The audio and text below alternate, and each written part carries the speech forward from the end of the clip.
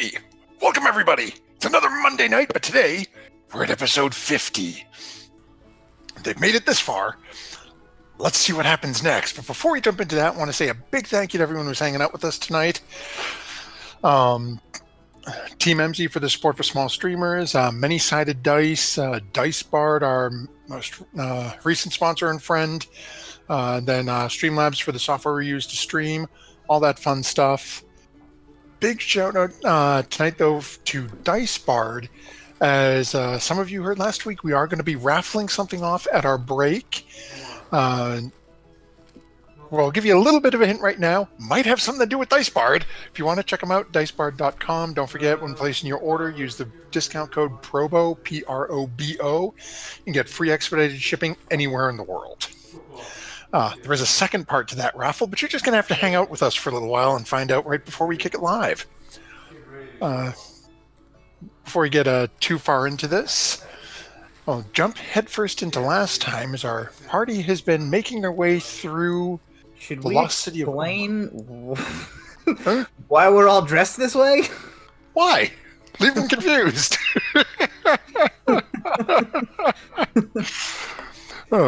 Like, I'm committed to the sunglasses bit, but only until we're done with this intro, because I cannot see anything on my screen. So, as you can see, we have decided to go with a little bit of a theme for our celebration this evening. Some of us, basically everyone on either side of me, doing it much better than I did this evening, as we are going for a tiki-style typed party, as most of us have fancy beverages, or different lays, or Matt has the full package going on at the end there. So it's thank you for hanging out with us this evening. We're all a little excited, little jittery,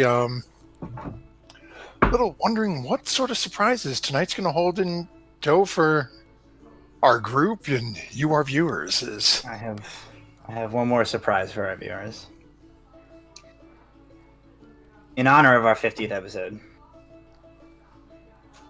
as it has been fully established, Tomb of Annihilation canon, that within the lore of Tuala's people, as we learned when we fought a T-Rex stuffed to the brim full of zombies, there is a tradition in Tuala's tribe of filling a likeness of a Cholton beast with delightful treats that children will love and find enjoyable. And therefore, as the resident barbarian, I thought that at some point tonight, some impressive feats of strength were required.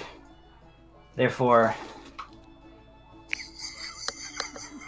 I have come with the mighty Cholton bull. I think this is a bull. They didn't have a lot of options. The Cholton bull, filled with a myriad of mystery surprise goods that we'll just have to wait to find out what's in there. But I think in honor of our 50th episode, we will. I guess the DM can decide when he wants to do that. We can do a barbarian rage destruction of a piñata and find out what I put in it. You know, so keep looking for that. And yes, Michael, you are correct. The Cholton Bull is now canon. Canon. So we will have to see how that potentially comes back to bite them in the rear now. Thanks for the bits, Victoria, for the piñata. There it is. So as we jump in, let us change back over to our music from Omu, as our party has... Sorry about that. Our party has recently met with one of the... I guess I'll say one of the competitors of Raz Nasai, in the personage of the Nightmare Speaker, Fenthasa. After some very much more successful negotiations than what they had dealt with trying to speak with Raz Nasai, the group made their way through a somewhat tense social interaction it seems that both groups are interested in removing him from power. Fanthasa agreed that as long as her minions were alone, the party would be left unmolested, but should they be in mixed company, her people would not hold back, so she did not expect any of you to. As part of this agreement, she proceeded to give you locations in the city of the various shrines that you were seeking, of the nine gods.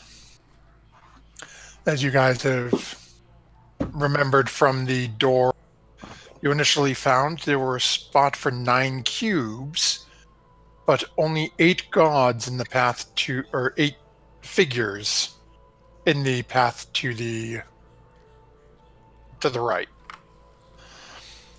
So as you guys have made your way throughout the morning, you find yourself standing a mere few hundred feet from where you had begun your morning at the shrine that Tuala and Solana had noticed the other day, standing at the southern gate looking in towards the front doors.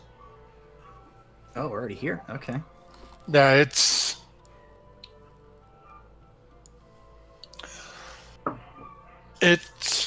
well, you guys were heading over there in the morning, so I just sort of bumped you a couple of feet over rather than having to jump the maps.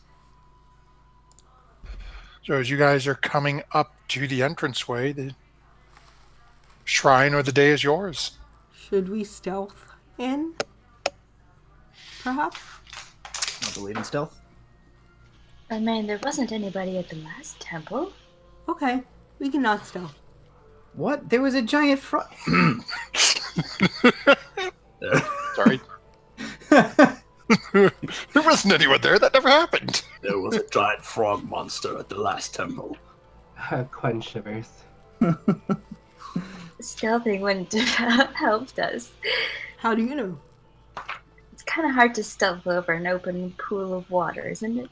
Yeah, there's no pool of water here that we can see, though, so we should probably... Well, it's up to you. Well, if you all want stealth, I'm not going to stick out like a sore thumb. 5, 10, 15. So we're literally standing in the open It's- 20 feet from the door currently. No, you're probably, again, Oh, you guys wouldn't straight up, but it's sort of boxed in that way. So you guys are easily, we'll say, 50 to 100 feet back, looking up at the front of it, to give you time to decide what your plan of attack is. I have a thought. You It think? seems we have not learned this lesson yet. Yeah. We keep endangering, perhaps, the wrong individuals. You all have the ability to attack something from range, and yet we keep throwing the whimsical one over walls or sending the druid in first. Druid Perhaps go I first. will walk in and see if anything attacks me. Stealthily or not? That's all I want to know. I will go unstealthily. Okay. You all keep a lookout. Protect my back. Oh, If oh, nothing, Tuala, I admire your warrior you know it's spirit. safe. Okay, I guess I will... Can I hold an action in case something attacks Tuala? Sure.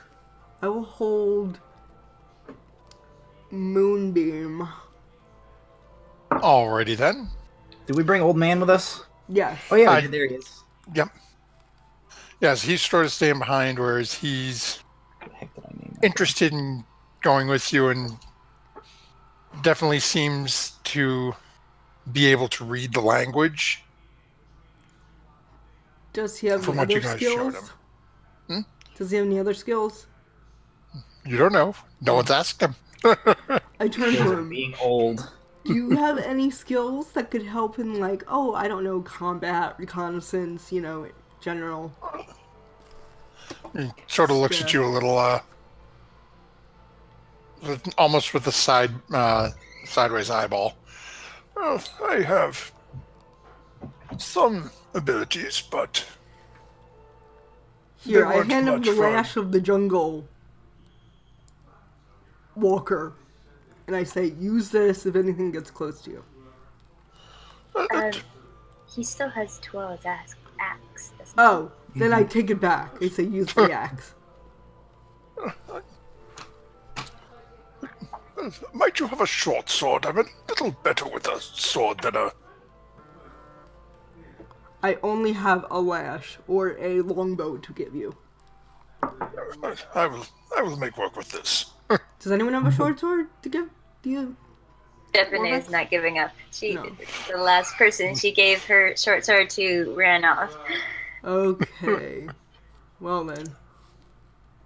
Yeah, don't be giving old man our sacred tentacle whip that we got from Okay. jungle deity. I took it back. All right. Well, Okay, so we've got Tuala heading up. Right. All right. I So, will stride forward towards the door to the temple, unstealthily. So everyone else go ahead and roll a stealth check for me as Tuala's heading up, and we will have... ooh. Let's see. Can old man roll this way? Really should have cast Pass Without Trace on us. He's the stealthiest one. Look, he's a rogue. So, as the rest of your party proceeds to start trying to hide, Tuala, the first thing you notice as you're walking up towards the entranceway is on either side these large, cracked monoliths framing the entranceway as you're walking through. Saw-edged, jagged ferns grow in the courtyard between broken, jagged flagstones on the ground. A large pair of stone doors provide entry to a large, flat-topped building. As you take a couple of steps through the entranceway towards the doors in front of you, you see a small almirage on your right. Immediately scurry and burrow down into its hole. Slaughter wants it.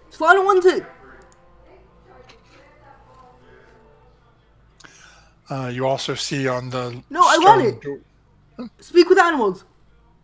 It's already underground and gone. Oh, It ran away the minute that Tuala walked in there. you unstealthy piece of crap. She yells at me across the courtyard. From the bushes. As you look up at the doors, you can see carved into the stones are reliefs decorating the doors. The carvings show a horned rabbit charging at a small, feral-looking bear with sharp claws. Above the door is scratched out another cuneiform message across the top of it. So this one's rabbit bear. It's a small horned rabbit or an almirage, and it seems to be attacking a small feral-looking bear with very sharp-looking claws. Okay. The other one was frog fighting crane. These are, I have a feeling they're important in Sign Report. Okay, do I see, so like the other door had a key, like a keyhole in it? Does this one have a similar keyhole? So as you're looking at the door itself, no, it doesn't seem to have an actual keyhole or anything on it. They just look to be solid slabs of stone.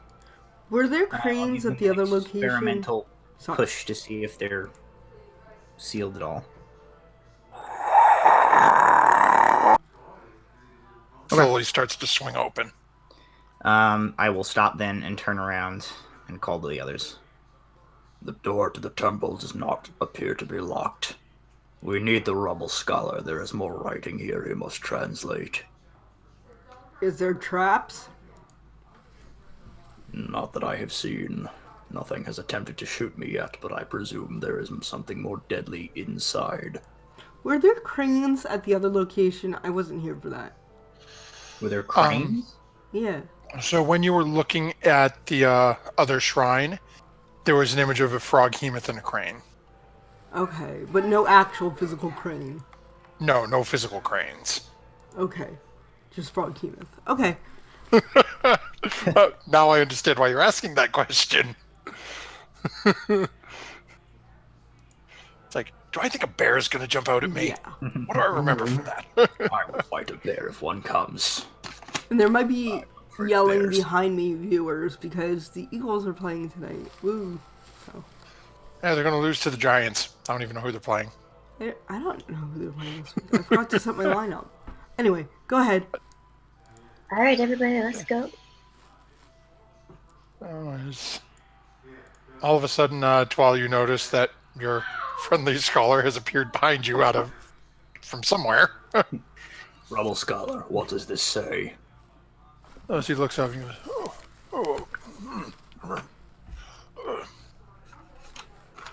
Aijin teaches us to take the path least expected.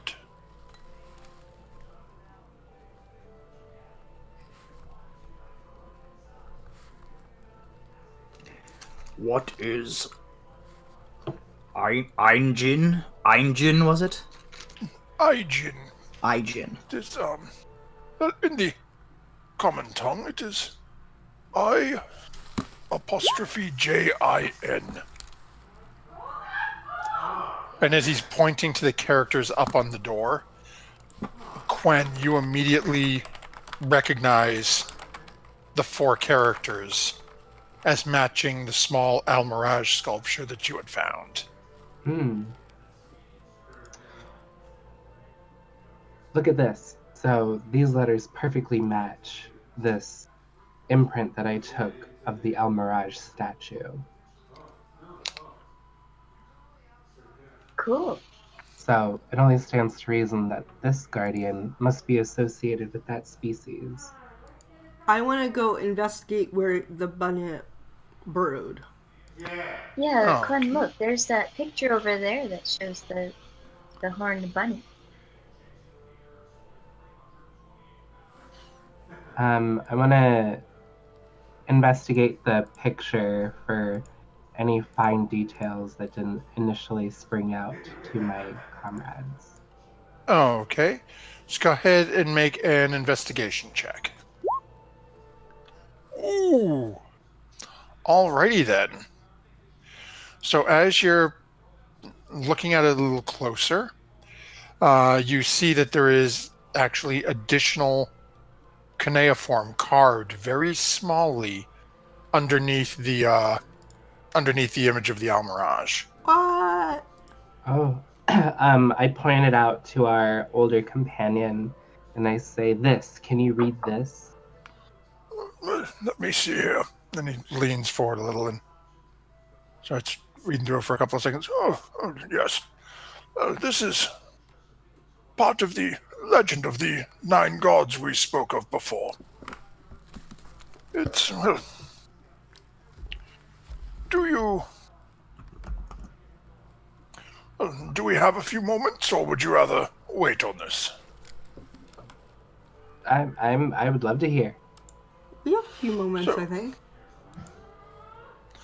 Well, this portion of the legend tells about how a Aijin, a rather wily Almirage, was asked to help Zorbo in... Zorbo was attempting to make a stew to convince Ubtao to spare the people. Well, as the Almirage was trying to help, and they were collecting different virtues from the people of Omu.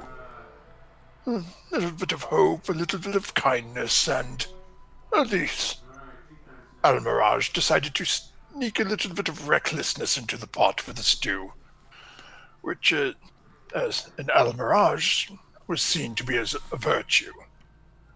Well, suffice to say, Ubtao spat out the stew when he tasted it.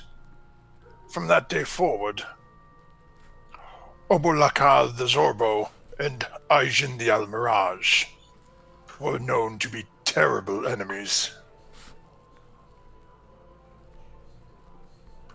I point to the bear on the door that's fighting the Almirage. This then. Laka, you said. Obolaka, yes. The bear. Well, technically it is a Zorbo, but yes, a rather small, bear-like creature with sharp claws.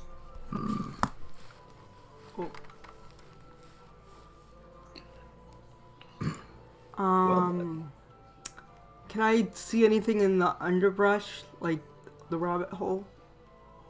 Go ahead and make a perception check.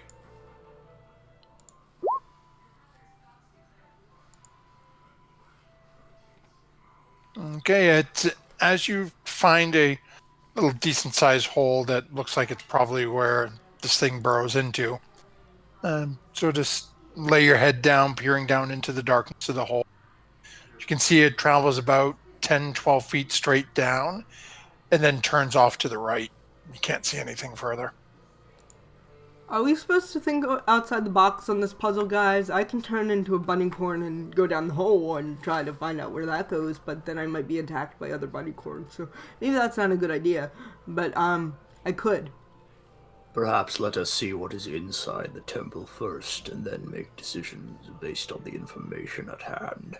But that's what I'm what if saying. this Maybe we is the can way bypass into the temple? Yeah, door. The door definitely already, like, open part of the way, right? Yeah, you pushed on. It was heavy, but it did not appear to be locked or trapped in any way. It just started to swing open. I think Okay, I saw I'm a gonna, gridded floor. I don't trust gridded floors after the alchemy jug fiasco, so I'm all for avoiding floors. I don't know what that is, and we are wasting time, and I push the door the rest Yes. of the way open. Open the door. Okay, so as you all swing open the door, what you proceed to see...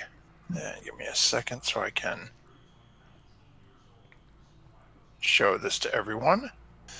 Forgive the layout is sideways, but it's actually going north and south. So it does have a little compass above it. You're kidding me! This is what you see on the ground in front of you. I told you! So And you can see every tile is carved with a different, well, I won't say every tile, but they seem to be carved with different images of animals on it. Detect magic, if you will. Okay, so as you take the couple of seconds to do it, you don't get any sense of magic. How far forward does that? What's the range on that? I think it's 30 feet, right? 30 feet from wherever I'm standing, so like 30 feet into the room here. Yeah, so as... so actually, okay, yes, you do get a couple, because each of these are 5 feet. Ooh. So give me a second here. Let me pull this back over. Okay.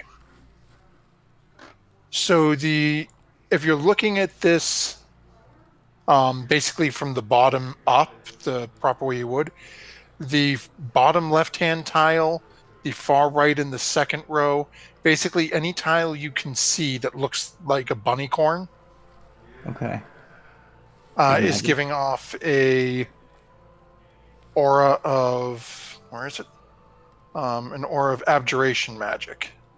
Okay. I feel like canonically, Tuala doesn't know what abjuration magic is. So he's very ineffectual with this ability, but he at least knows their magic. Yeah. Which, And you can see it's 5, 10, 15, 20, 25, 30. So basically you can tell where each one of those is, except for the last two rows.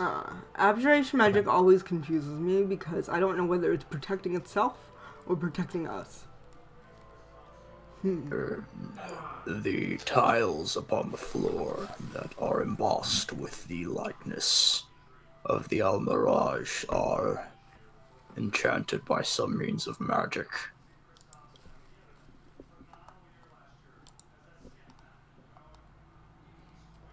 is there like So we can see the back wall of this room. So yes, you can see that there is essentially from where the doors have swung open, you have a couple of feet into the room, and then it is 40 feet of these tiles, Okay. and then it looks to be another hallway at the far end. And Okay. yeah, the measurement for the tile part is a little off on the map for some reason. Yeah, it says it's like 25 feet. Yeah. Tiles. Oh, okay, hold on. You see it. What's funny is it says the 32, literally, and forgive me, viewers, it's just straight from the book. 32 tiles cover a 20-foot long, 10-foot wide stretch across the hallway. So there are 32 tiles. That's what it shows there. It says it's 20 foot long, but each tile is 5 feet. 5, 10, 15, 20. It's 20 feet wide. Math. Well, it says it's only 10 feet wide, but it's, you know what I mean? Then the book is the math is a little off That here. does not make sense. So yeah, we're gonna run with the actual puzzle handout I gave you, which is 20 feet wide and 40 feet long. and then like a curved hallway. Yeah, so Like basically, a- once you looking through, you can see past the tiles. The hallway goes off to the left and right. In Tuala, from where you're standing, on the left, you can see it looks like it sort of curves almost immediately. All right. And the thing on the door said what? The path least expected. Yep, Aijin taught her foes to. Aijin teaches us to take the path least expected. So, Aijin's in my head right now, because now I can't decide whether or not path least expected means we take the magical bunny horn tiles and try to hop from tile to tile on the bunny corn tiles, or whether it means we don't touch the bunny corn tiles, because what if he knew that we would see that it was magical, and then... What are these alcoves right there? Can people see in there? Because I can't see. You can't see those. Oh, sorry. All right, well, wait a minute. No, we can definitely just fastball special Quinn across this pit, right? Or across this... It's not even a pit. Realistically, you probably could. Floor. I will say, didn't Tuala just say, don't chuck the wizard? But... Hey, Solana, I have an idea. Yes. So, why not you talk to these bunny coins that seem to live in the area I was and trying ask to. them if they know how to get across? I was trying to, but I was also thinking we could just spider climb across the floor on the ceiling or something. One person at a time? That's a lot of magic use. No, just me. No, just me. Well, go ahead. Perhaps using the spider climb, we can figure out something with materials on hand so that the rest of us may cross the floor unimpeded. I should clarify, we are all assuming that the floor is lethally trapped, yes? We are assuming, yeah. Like, well, the last one just had plain old spikes, but I don't think anything's good gonna happen if Do I press the wrong see anything thing. else in this hallway besides these tiles that like would indicate if there's a trap here? Like, is there like a big? It's like a slat where like a friggin' chopper axe is gonna like come and cut us in half if we through the Go hallway. ahead and go ahead and make a perception check. Okay. While he's doing that, I'm gonna go up to the bunny hole and be like, use my speak with animals to like Seems go about right. hello. It's gonna be a 6. Yep, yeah, you see a bunch of tiles and some openings. Hello, anyone home? In the bunny hole? A couple of minutes here. You don't see anything, you just hear. This is my home. What do you want? Go away. Hi, my name is Solana, and we want to pass into the temple. Do you know how? No, no, no. No. Kobolds. No, I stay here. No, kobolds, you're gonna stay there. So there are kobolds in the temple? No.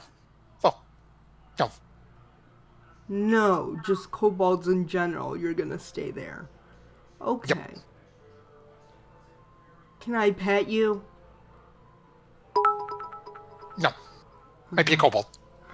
Victoria Brown says Matt's bunny corn voice. Why, thank you. Okay, well, thank you. And I say to the others, there are kobolds maybe in the area, and the bunny corn won't help us. Unfortunate. Then we are back to our original conundrum. If we assume that the floor is trapped, we must cross it without stepping upon it. Okay, I guess Or I'll figure use- out the puzzle. Ooh, I have an idea. I got 10-foot reach on my glaive. I can start poking tiles without going into the building, can't I? There you go. I was gonna use spider climb and just walk across the ceiling. But you can do that. I mean, that's definitely the best idea, but then you're stuck over there by yourself. yeah, until I can, like, Come back. pull a plank or a rope or chop down a tree or something. I was thinking, if somehow the plant elf spider climbed and was able to anchor a rope in the ceiling, we could use it to swing the gap. I don't know if can we have certainly the try, as someone says. Do we have climbing, climbing spikes on us? Someone does. I have Devaney a does. climbing kit, and I have pythons in my adventurers kit. This sounds familiar. Engineer's pack. Like exactly like the first temple we entered where you used the python. Except I used them to get out of a swinging blade trap. Yes, but And lost my crowbar.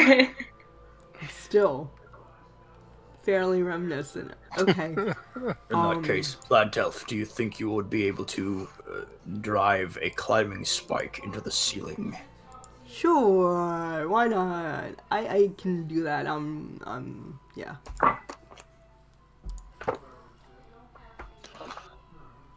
Okay, so what's the plan? Spider climb. Spider climb. I think So long our as gone plant elf us. is muted. Spider climb. Spider climb. Spider climb. I am gonna spider climb. Okay. I'm not So- going in, it's just messing me up that I can't see in there, so I'm just moving my token. Oh, that would be Dopey McDM forgetting to delete the. There you go. Hey, there we go. Let there be light. Huh. Okay. So is Solana spider climbing up the wall, and you're trying to basically anchor one of these into the ceiling with a rope tied onto it? Okay. So you managed to come up there. Go ahead and make a strength check to see how you do in getting this driven into the ceiling.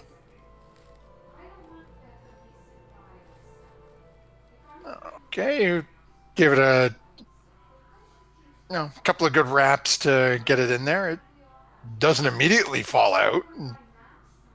Even you looking at it, you can tell it's a little shaky, though. This isn't gonna work. I didn't do this well. You're gonna fall.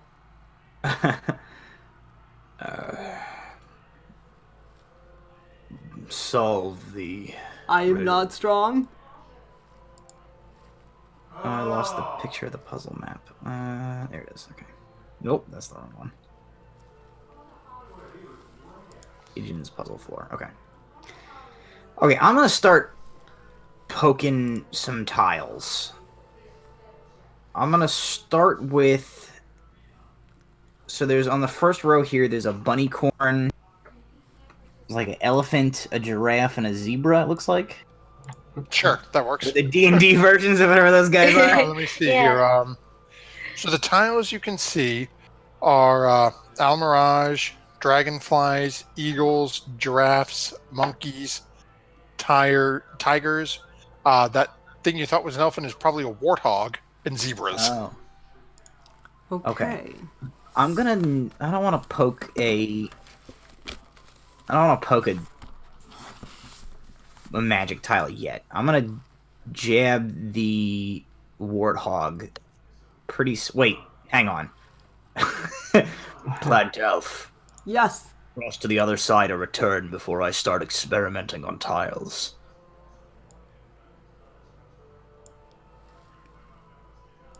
Got to I'm on the launch a ceiling. friggin' Indiana Jones boulder at Solana because I'm messing with tiles while she's still. I'm on the ceiling. I'm like, okay. Okay, so I'm gonna give a real hard jab with the haft of my glaive to the warthog tile. Click. You hear a slight click, but nothing happens. Okay. I'm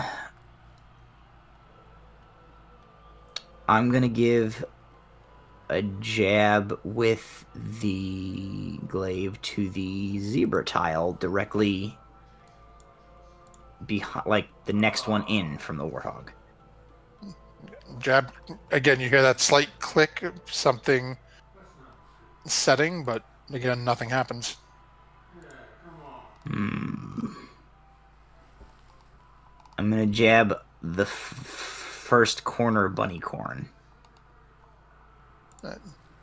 You hear a click is, again, you hear that same click, but no reaction.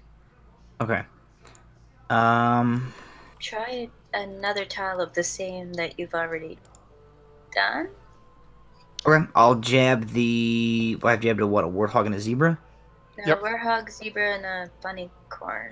Okay, I'll jab. The Maybe first one I hit there's was a warthog, right? Maybe I'll hit a we have to warthog now. The second warthog in on the second row. stick to the same kind. Oh, okay. So as you hit the second warthog, you hear a much louder click this time. And what's your reach? It's 10 feet? 10 feet, so I'm able to do this from outside the building currently. Yep, so as you watch as... what's your AC normally? Hang on. We're going to give you 3/4 cover for this. Great, it shoots from the other end of the friggin' hallway. 16 is my armor class. Well, as you watch from the sides, a Okay. spray of darts comes out in almost like a cone-shaped thing. And you said, what was your 16 armor is class? my AC. Okay, let me see here. So hitting So two it's of gonna the be- same is bad. Hitting two of the same appears to be bad. So having So it's 16 Okay, and you have from- 3/4 cover, so we'll see if any of these are going to hit. I don't know why I only did that once. I just one. So one will hit. I was going to roll the other 3 at once. so jumping from bunny corn to bunny corn is probably not the answer to this puzzle. So only one of them actually manages to make connection with you. So I need Okay. a Constitution saving throw from you Oh, balls. as you take Well, I'm fine at this. 4 points of damage, and that's it. I pull the dart out of my chest. Damn it! Always darts. And then as you watch, all of the tiles you had just hit pop back up to their original level. You hear them sort of release. Okay. So it definitely seems like the answer here is don't jump on the same tile twice. Oh, let me try something. And Devaney runs down the first aisle, like the first row, straight from beginning to end, as far as she can go. I think it's just all the way. Yeah. Okay. First The row. one that starts with the bunny Yep. corn? Okay. So as you start Hey, you don't hit one more than charging up the first row, do me a favor and roll 2d10.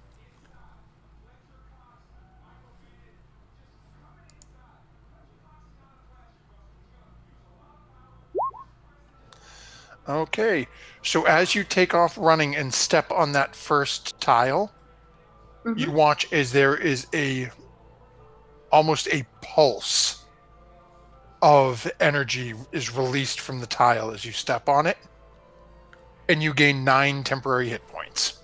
Oh, cool. Fun. I was hoping that wasn't going to be bad. And as the rest of it, you manage to continue your sprint to the far end. And then the tiles again after a couple of seconds. You hear that release as the tiles all pop back up. Tuala and Quen, you being down at this end, notice that the Almirage tile that Devaney had stepped on is still very slightly glowing. Come on, It guys. has not gone back to its initial, the same sort of initial color as the other Almirage tiles out there. That was great. I feel great. You can do it. Wow. Okay. No darts or Quen anything. We'll try next. So Devaney just followed the left wall. Yep. Okay. So I want to follow the right wall, but I want to stop at the monkey, and I want to jump to the falcon. Okay, so you're trying to go from the monkey over to so basically 2 to the left and 1 forward? So 1, 2, so 3, sorry, so 4 up on the right-hand side. Yep. So zebra, bunny-corn, tiger, monkey, and then jump to the eagle. Oh, okay. And then dragonfly, and then elephant, and then giraffe.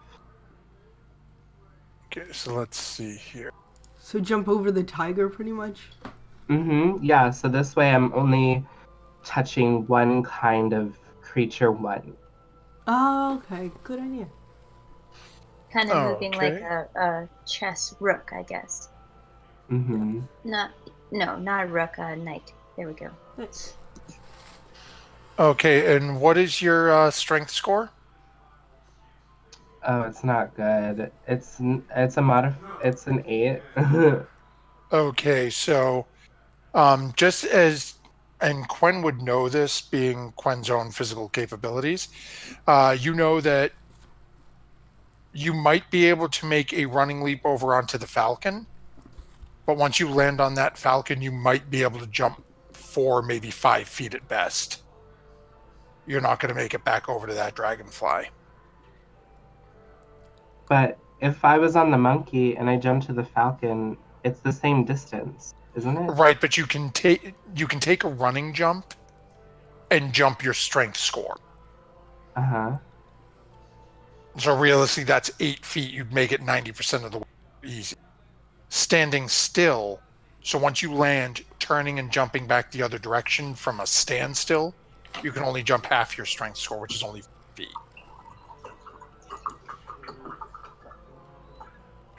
Which is only 8 feet? Well, it's half your strength score. Your strength score is 8. Half of that is 4. Oh. Okay. Guys, just run up the path that I did. What are you waiting for? The Twitch can't see the puzzle floor that we're trying to deal with right now. I don't know if that. Oh, Solana, can you pull back up the puzzle floor? It's there. It's just Sorry, off guys. to the side, and Twitch can't see it. So we're like talking strategy about these things. Sorry, guys. Sorry. Yeah. So is that subgrid that's on the map? Is that to scale? No, not at all. Okay. Oh, okay, Quen, you could just jump over the tiger.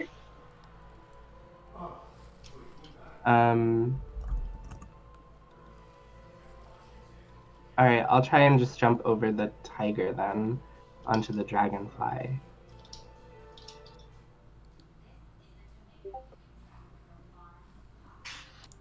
So you're just going to jump over the tiger one? Over the second tiger onto the dragonfly.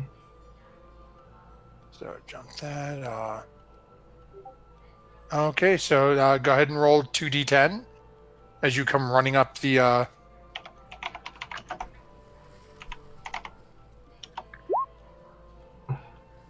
Okay, so as you step on that, as you watch that same sort of pulse of light goes off, and you get 3 temporary hit points Oh, wow. Okay. as you proceed to make your jump over the tiger without a problem. And then I continue forward through the elephant and then the giraffe tile. Yep, and you make it right across to the other side. No problem. Right over with the others. Koala, what would you be doing? I lay down and log roll across the entire length of. No, I'm just kidding. Wow. Okay. In order to be different and cool, I will start on the second row from the bottom and go warthog tile, zebra tile, eagle tile, bunnycorn tile. Then I will sidestep to the bottom row to the dragonfly tile, one up to the monkey tile, diagonally to the tiger tile, to the giraffe tile, and then I will 5-foot hop over the last bunnycorn as not to touch a second one to the end, like the coolest guy you've ever seen. Mm-hmm. And given your strength score, you could easily make that up. Go ahead and roll 2d10 for me.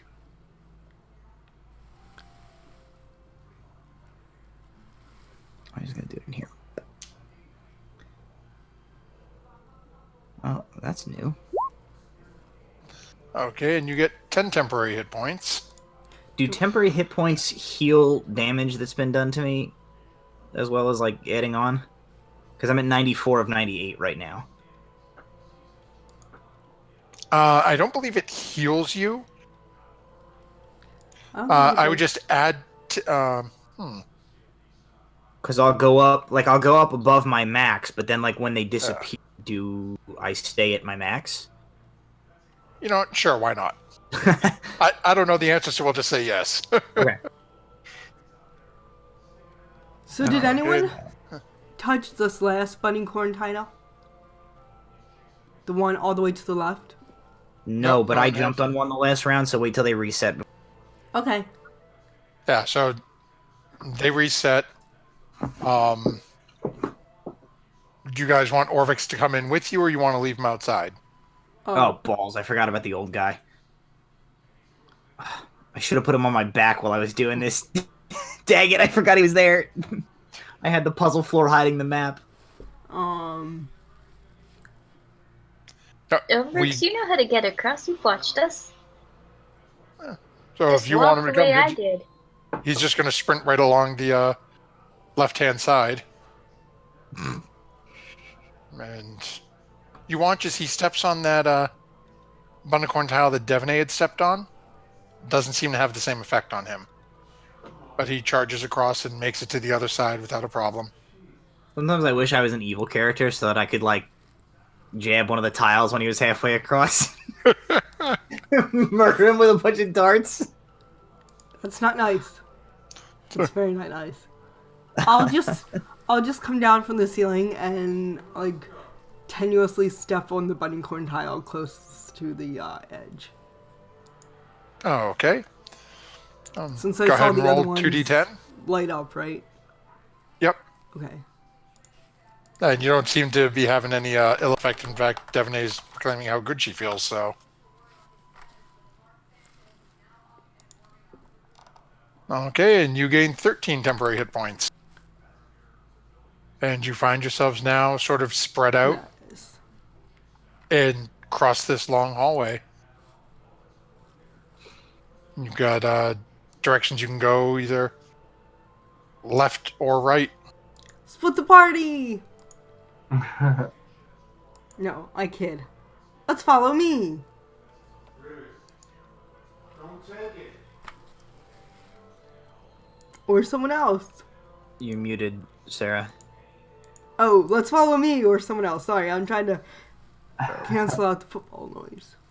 Do you wish that myself or Guardian goes in the front in case of any additional traps? Oh yeah, probably. You can go ahead.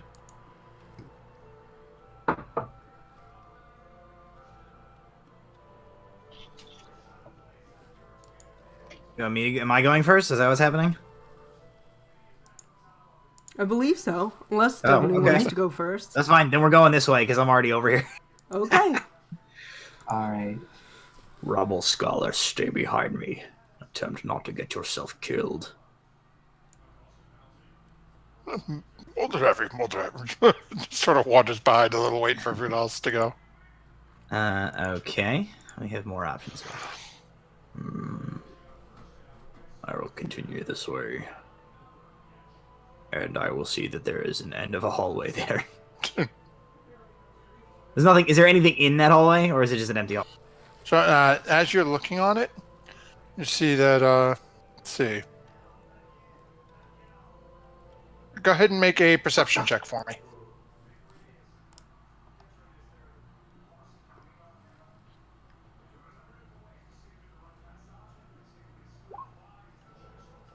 Just a hallway, a couple of stones on the ground. Looks like it's just a couple of cobwebs up in the corners. Nothing really to write home about. The architects of this building were ill-equipped for their jobs. I pass back this way.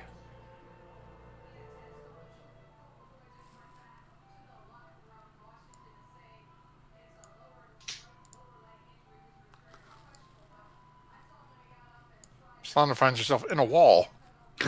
Yeah, oops. Like that first episode of Legion. Did not mean to do that. I will stop before rounding this corner, and I will peek out. And give a quick...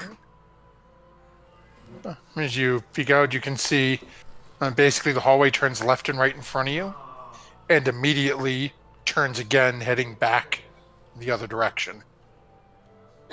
I call back. Left or right?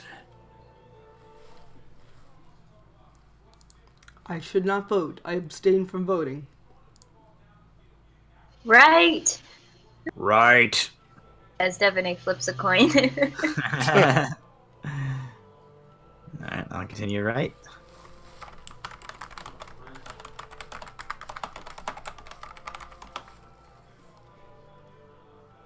I am gonna, he'll walk forward with his, shield up in front of him.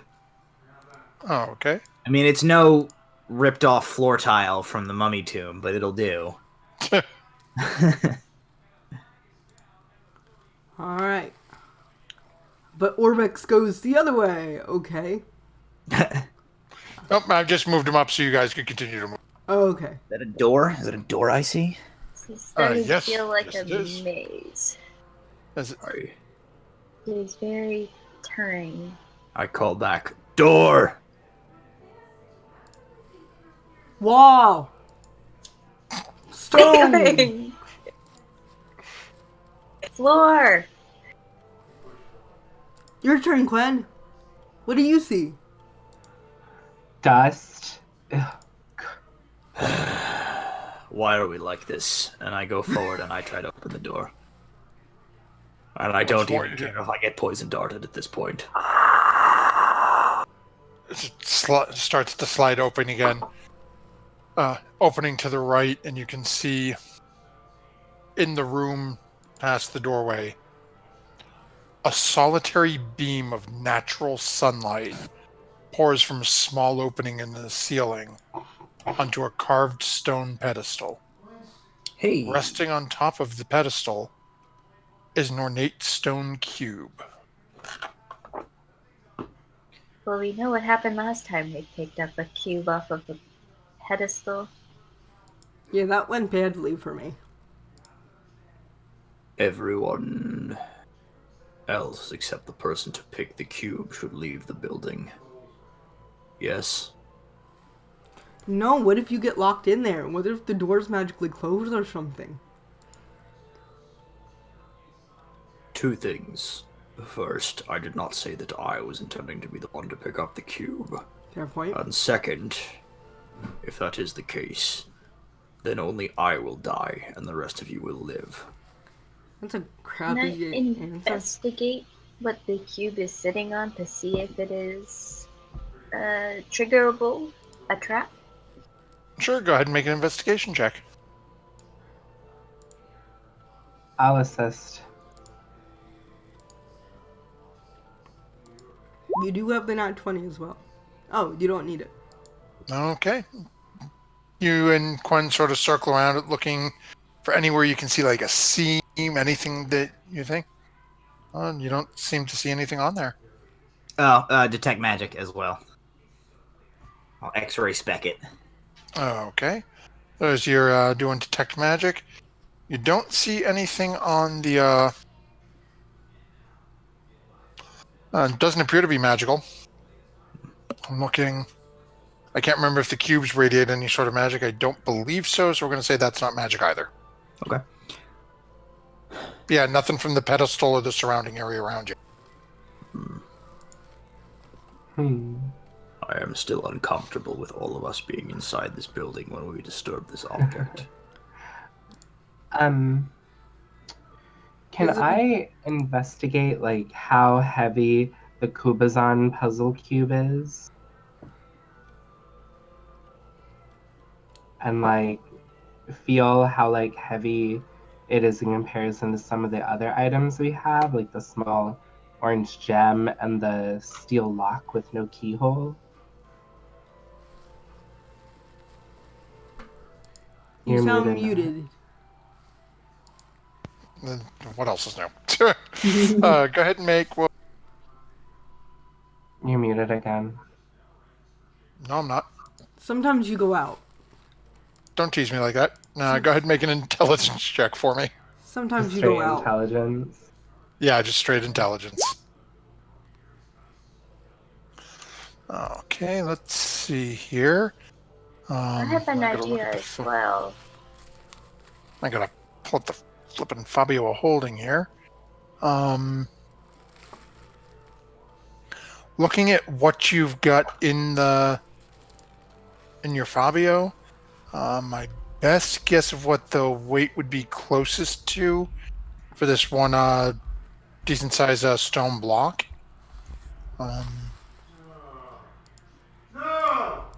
Yeah, there isn't.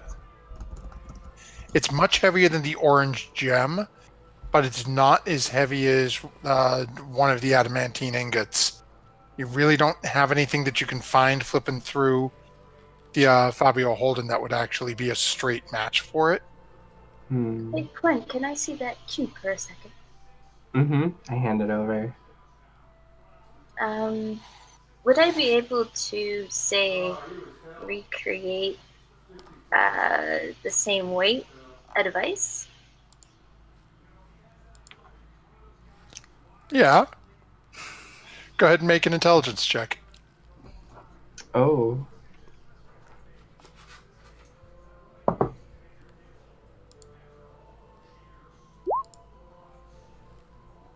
Okay. Takes and how are you intending to do this? Assuming, well, I don't want to assume. I can create a inanimate ice object out of ice,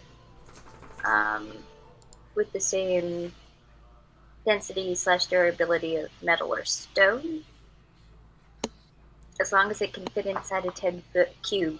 So I'm assuming I don't have to make a nice thing as big as that. Yeah. So equal the weight of this. Yeah, 2 charges. So Yeah. you can. So what does this look like? As you're standing in a very tight space with your adventuring companions here, and it's going to be a little hard to miss. Yes. So, as I'm holding the cube we already have, my other hand, which I can't show as I'm using push to talk, it slowly gets cold. You can see ice and ice crystals sort of form around it, and then slowly another cube starts to form in my other hand of ice. Holy crap, Devin, what are you doing? And the air around in the room has suddenly gotten a lot colder as well. Did you There it is. You guys And super then, impressed that I had an ice cube prop? Yes. Yes. Devin, And then what? I hold it out. You're not answering my Maybe questions. this will do. What are you doing? How did you do that? Rather Um, impressive just, and unexpected. I'll explain later. Can we just get this cube, replace it with this one, and go? Pinky swear. I'm holding 2 cubes. Okay. I'm gonna give one back to Quinn. I will take you on your word as Devin. I still think whoever makes the switch should be the only one in the building. No, all together. Guardian. As we go. Well, if you feel uncomfortable, you can leave. This is true. Then I shall take my leave. Then Okay. the old man starts to take off. Okay, don't He's get outta lost here. now. Maybe you should leave out the same door we came through, Yeah, don't get lost. just in case. My honor dictates that I stay, but my common sense dictates that we not all die in one spectacularly foolish display. Can you put... I'm Outside. gonna put my quarterstaff and wedge it between the door so it doesn't slam shut on us. Or try to, at least. Well, I can switch and then leave the room if you want to wait in the hallway. No, I'm good. I just don't want the doors to slam on you and gas to release and kill you instantly. Well, that might happen, but Then we'll all die, and then Tuala will have to continue the mission all by himself. Because True. Tuala is the only one not being a jackass right now. Tuala is also the meanie This pants. from the distance. alright, ready? Mm-hmm. Go ahead. Alright, I'm gonna switch the cubes and leave. Okay.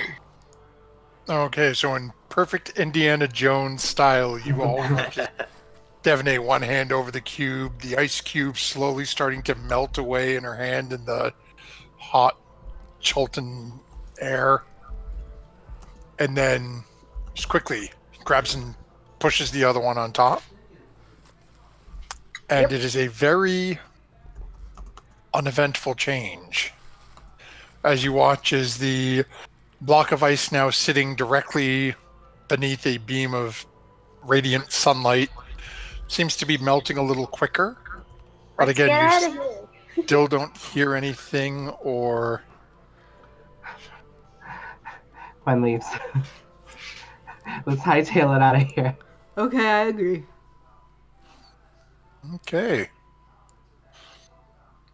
So as you guys proceed to make your way out... Tiles, the tiles, don't run on the tiles. How long No spider climb? running.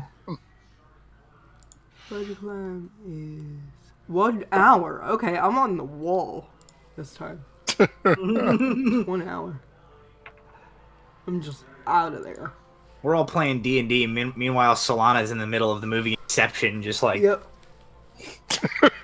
Joseph Gordon-Levitt getting down the side of a hallway on the way out here.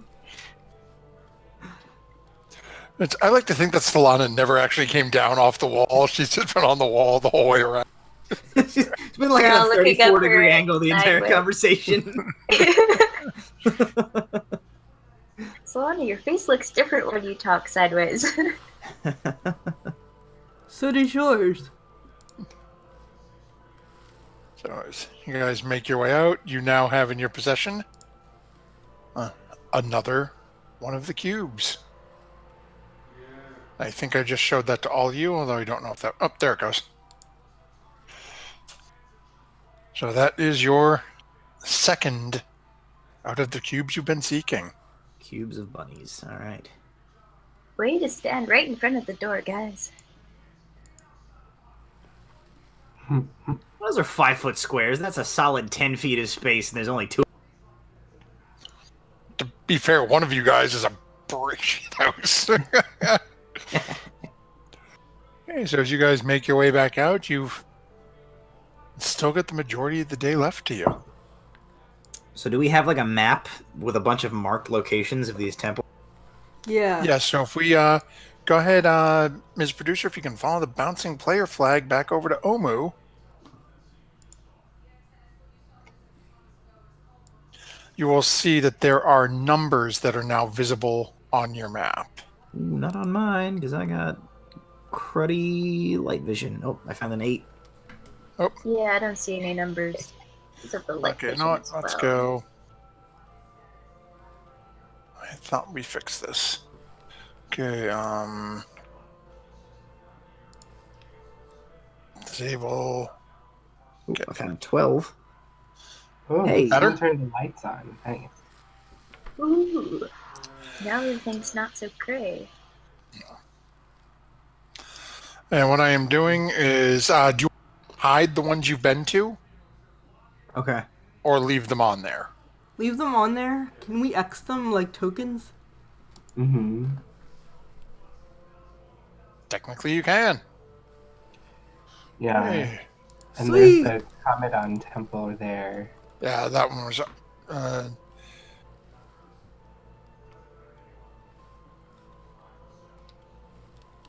Think we have enough time to hit another one of these temples today?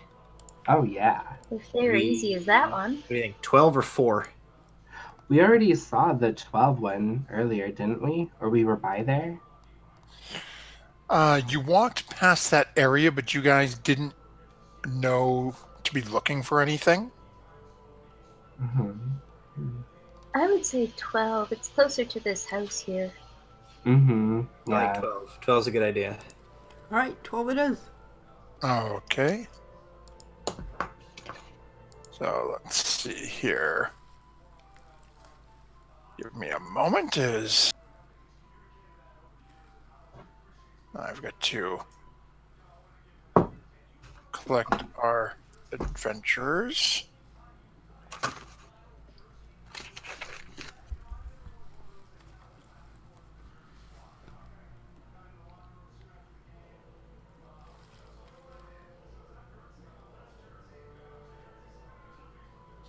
Okay. So once more, please keep in mind that you will not be literally this close when you start, but these are rather small maps, so... Okay, so Ms. Producer, follow that bouncing player flag back as we head back over to the shrines.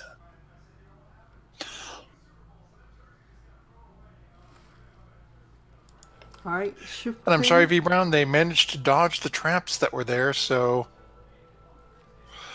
we'll have to wait and see what happens next time. You know what? I'll recklessly charge into the next temple. No. Just for Don't. your entertainment, V. Brown. Can you shift ping So- us to the Oh, yes, I apologize.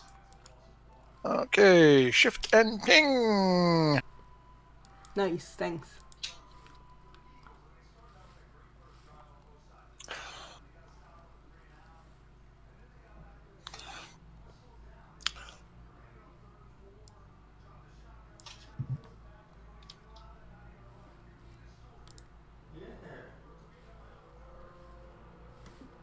So as you all proceed to make your way towards the next shrine, how are you approaching the entrance?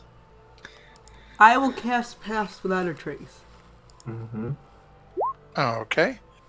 So go ahead then and everyone make your stealth checks. I will be the bait again. We shall see how Orvex does this time. Still fairly well, Orvex. You guys are all up in the 20s for all of you who are going stealthy and taking up the rear. So, Tuala, as you start to move towards this entranceway again, similar to the other temples you guys have passed through, you see these massive towering obelisks on either side of this small open pathway leading in. Carvings of dark colored monkeys hanging by their tails decorate the obelisks as you approach and see the walls surrounding the shrine are all but destroyed. As you enter the courtyard, you can see that it lies filled with horsetails and arum lilies and other flowers and plants. 5 open archways open into darkness within the shrine. Mounted above the central arch is a stone plaque, again with a carving in Older Muin above it. Rubble Scholar, you are needed. Okay, as he comes up beside you and starts to look up at the carving, looks up. This one says it better to be Wongo's friend than his enemy.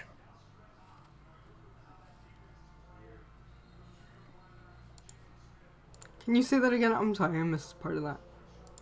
Better to be Wongo's friend than his enemy. Gotcha. Thoughts? Who is Wongo? So as he looks around, Wongo is, again, one of the 9 gods, represented in the form of a summon.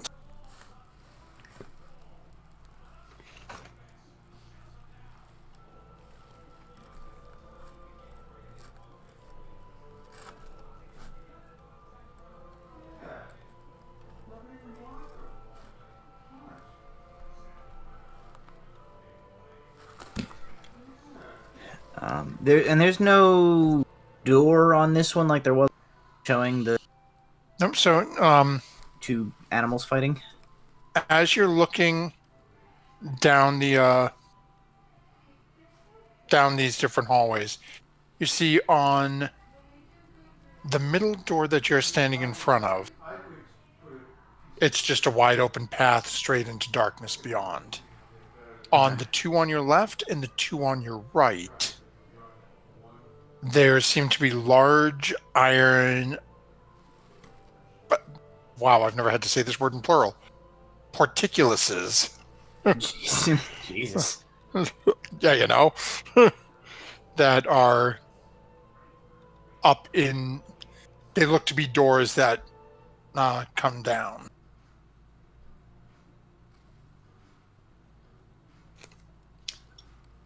But they're all open. They're all open currently, Okay. yes. Okay, so I got a bunch of portcullises, and this just empties into darkness. This hallway here. Yep. Okay. Thoughts. And sorry, I missed one. As you guys are all passing through these 2 cracked obelisks with the image of the monkeys on them, as you pass through, just for that couple of feet as you're stepping through them, you hear the sounds of monkeys chattering and yelping in a cacophony of noise for a couple of steps. The minute you're through it, it passes. If I stand between them, will I hear them more? It's literally just like it's sound effect on a loop. Okay. You just keep hearing the sounds of monkeys If I cast laughing and shrieking and howling in a Okay. cacophony of noise. If I cast speak with animals, will I know what they say? You can certainly try. Is that the ritual one? Yeah, that's a ritual. So, I will spend. Yeah, some so time it would take about 10 minutes for you to do that. I'll do it if no one else cares to hear if the monkeys have anything to say.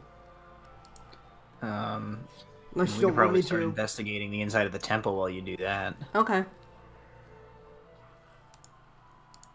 Alright, well, then while she sets up for her like ritual, I'll start pushing my way in here. Okay. So as you start walking down, again, the hallway is just a clear, smooth hallway down.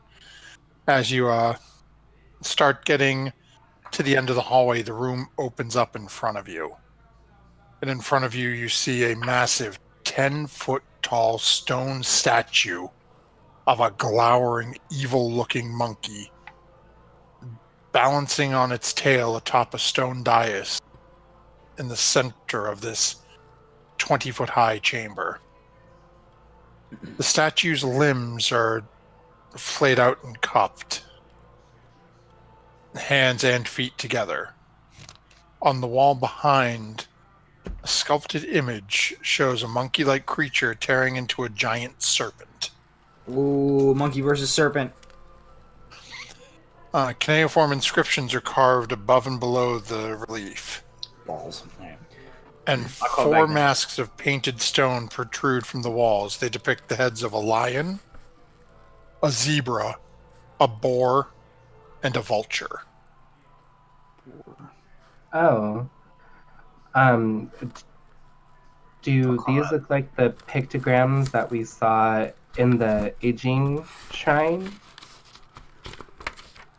No. No. I'll call back to the others. There appear to be no apparent traps or threats, and there is more pictograms for the rubble scholar to decipher. Okay. So you're calling for him once more? Yeah, and I mean presumably like Devaney and Quinn. I don't know how far into her ritual Solana is at this point. It would have only been a couple of moments. She's maybe a third of the way through, almost a half of the way at this point. Okay. So as you call him in and he comes in to sort of take a look. Let's see, where is... Okay. So the inscriptions back over here. Apologies, time to quote one of our viewers, time to dip back into that sweet, sweet lore. So as Orvex comes up and starts reading through and says, this tells the story of how Wongo is fighting his hated enemy, Moa.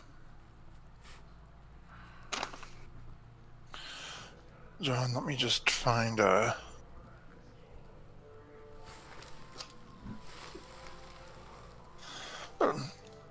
Wongo at one point had broken into Ubtau's palace and stole a pail of water to give to the Omuans.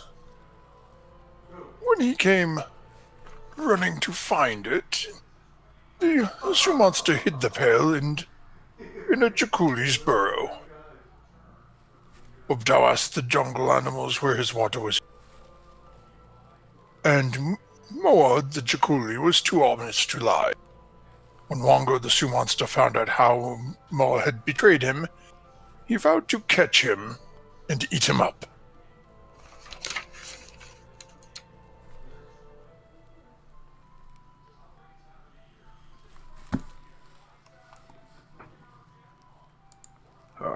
I'm not so good with lore, guys. A lot of words. Su monster wants to eat up Jakuli. Is don't anything even else know in what this to do. room like detailing what one might do from this point? Go ahead and make a perception check while you're in the room. Oh. That's a really big, evil-looking monkey. What about those masks? Go check those out. Those look cool. No, Yeah, don't Kono touch go them. check out the Oh, I'm mask. not even there. Yeah, Yeah, I'm you're with you, still making really sure retro. you don't get. I don't know. I was going to say, is that the right time for a, rage check? If you want it to be, it can. You know what? It's just about time for us to go to break. So let's go ahead and give our barbarian a little bit of time to work out some of that rage he's got on that nat one on his perception check. Do you want to do it before break or when we come back? Yeah. Up to you, DM. That's. You know what? Let's go ahead and do it beforehand, because after the break we'll be having the results for the raffle. So let's see what our barbarian can do here.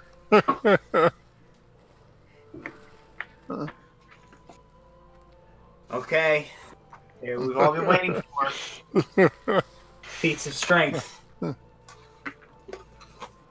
Or great strength of feet. Oh.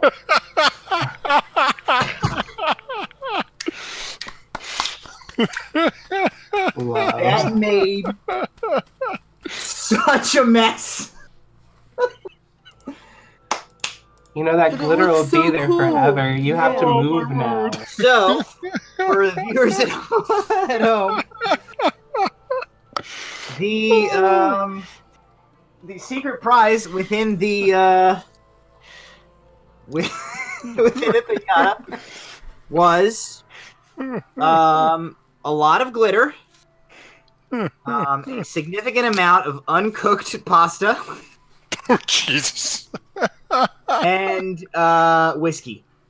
Hey! It's like the school lunch that somebody's alcoholic mother packs for them. Oh my Wow. god, that's awesome. Okay, so with that, as we are preparing to take our break for this evening, I'm going to give a call out to my buddy Michael, who is in here with us, and say, do me a favor and open up that raffle for us. So, as we have talked about, we mentioned at the beginning of the episode, we're going to be raffling up a set of dice from Dice Bard. Dice To bars. start out, that is going to be... well, we're going to surprise you with which set it is. We think people will enjoy it. It sort of has a nice feel to go along with tonight's theme for our episode. On top of that, though, we are also raffling off one of the newest, well, I guess I'll call it books from Wizards of the Coast right now, the Guildmaster's Guide to Ravnica. So if you're interested, go ahead, write in your Twitch chat, ! Raffle. Well, that is almost correct, V. Brown. Just spell raffle correctly if you want to actually get in. Wearing I'm the gonna pay for head that at of some your point. enemies. I like it. Oh, my word, Chris Hansen, I love you. He says, drink from the pinata's udder. It will make you braver. Oh, I know that sounds terrible. So, But he'd actually do it. That's the thing. I know, man. go ahead, everyone. Get into that raffle. We're going to take a quick 5 to 7 minute break. For those of us, top off our drinks, any of that fun stuff. And then we'll be back shortly to see how they make do with this new shrine they're in and what the rest of the evening has in store for us. There is so much.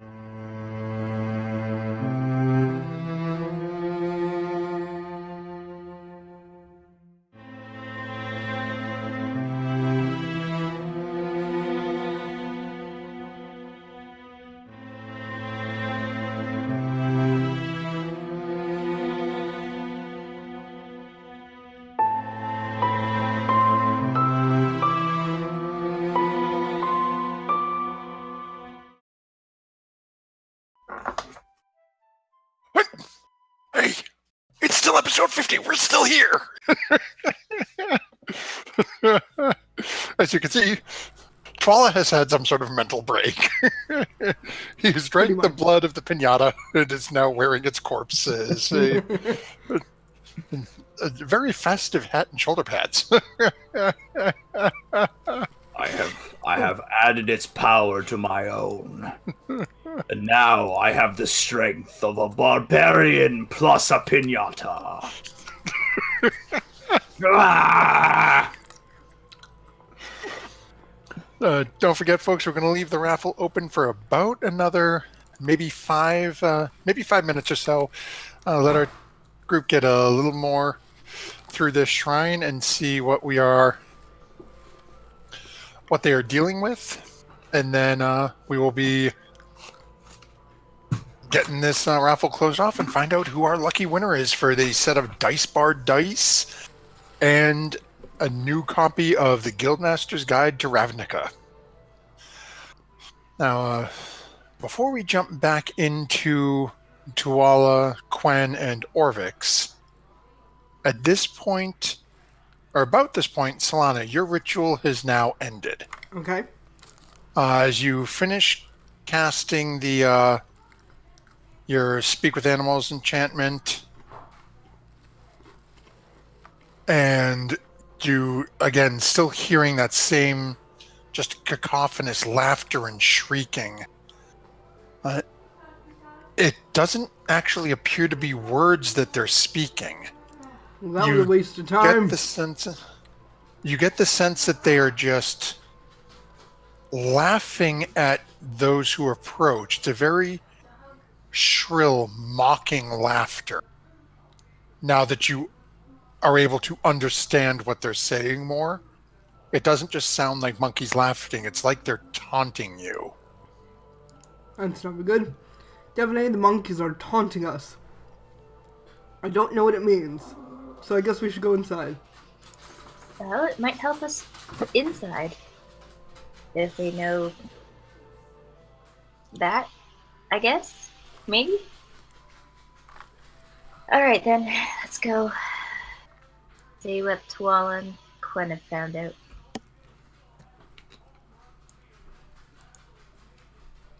As you guys proceed to make your way in, you see again the same that I described to Tuala and Quen. These little like half-circle bump outs that are at the different walls in the room are where the different masks are present. So starting over here is the lion, the boar, the zebra, and the vulture.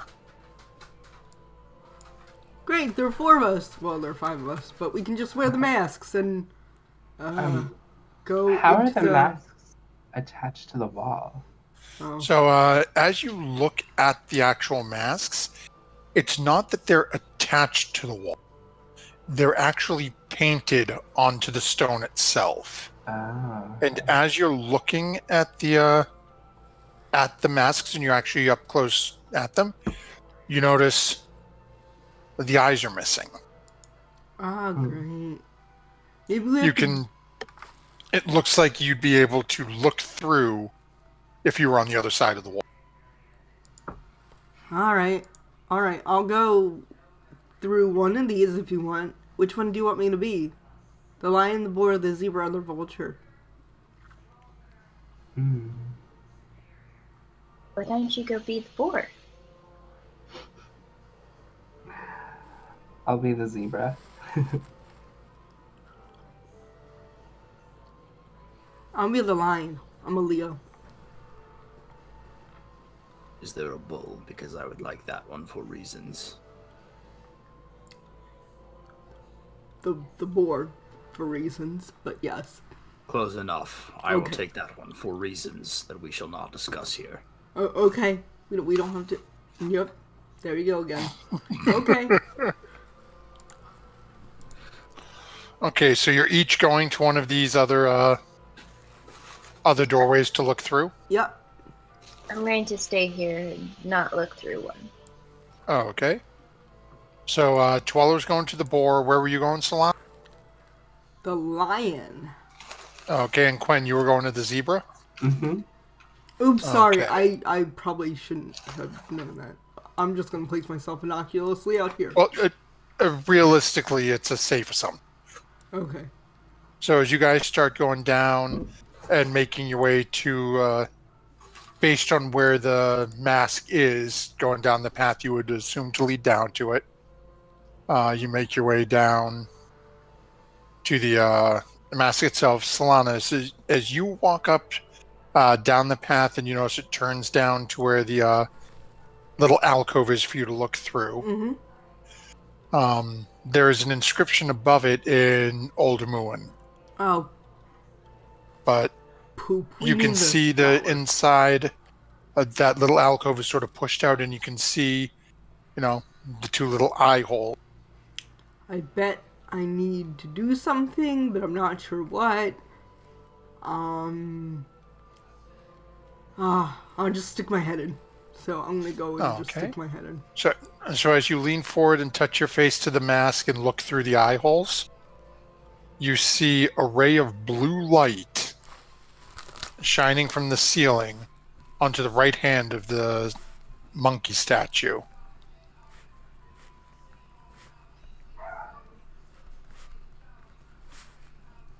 Just the right side? The right hand. Oh, the right hand. Yep. Okay. Good to know. And then, Twala, you said you were looking through you were going to the boar side? Yes. Can I yell and then, like, Devanay can hear me because there are holes in the wall? Yeah. Devanay! Devanay! Devanay! No! Hi, I can see blue light on the right hand of the monkey statue through this. Cool. Why don't you go look through the vulture statue? Okay. I mean, mask. Okay. Okay, and then Twala, so as you're heading down to the boar mask, again, as you get up to next to it, down the path leading to it, again, much like Solana, you see some sort of phrase carved in Old Muin above it. Old Muin is like pictograms, right? Yeah, the cuneiform you've been seeing. Okay. Oh, I could have, like, There's described it. All over my notebooks. Can I memorize the sequence of pictograms so that I can describe it back to Old Man, and he can... You can scream it through the eye holes. I should have done that. All right. Yeah, go ahead. I'll say go ahead and make this an intelligence check to see how well you can describe I guess I'll say a foreign alphabet. What was it? An intelligence check? Yep. Nice.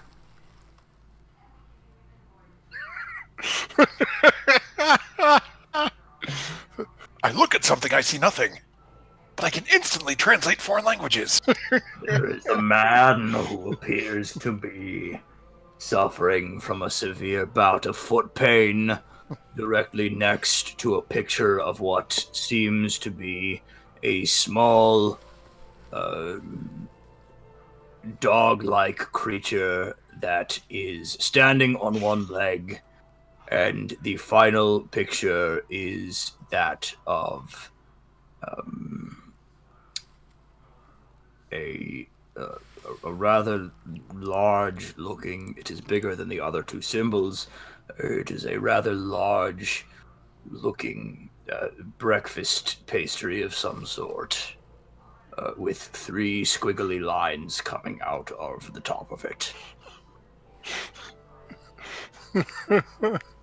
Rick just starts to chuckle to himself for a few minutes and says, "That's an odd way of describing it, but Do you know what it says or not? I don't have time for this. the vulture is lucky to be alive." That's what it Vulture says? is lucky to be alive. How strange that their pictograms of a vulture did not include a picture of a vulture anywhere in them.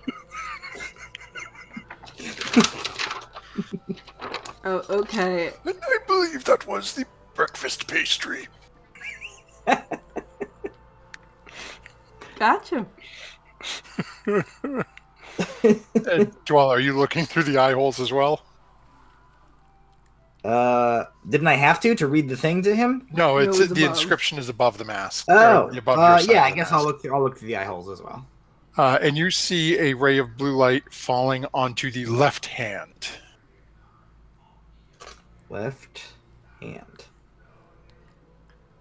This one has light similar to plant elves, but on the left hand of the statue.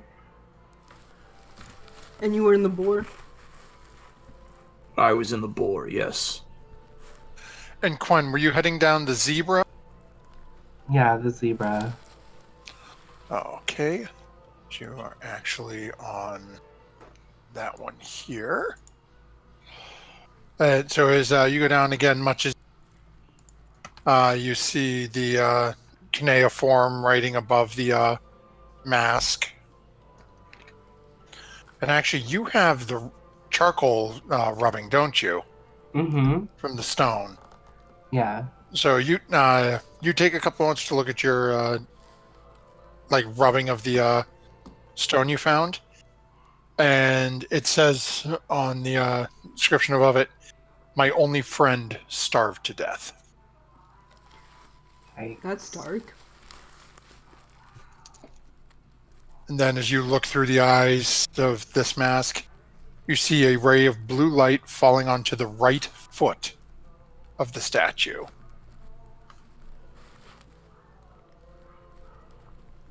Which mask was this? Sorry. Zebra. What color ray of light?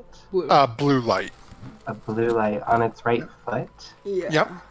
Alright, I want to do the vulture, and I want to try to describe it too. 'Cause that was fun. Okay, go ahead and make an intelligence check. Okay, I'm not so good at intelligence, but we'll try here. Okay. So what are you saying to Orvex to try to describe this? I see nothing. Orvex just sort of, well, not much I can tell you with that then. Yeah, I don't see anything, apparently. So, I'm gonna look through the facey face. And then as you look through, you see another ray of blue falling onto the left hand of the statue.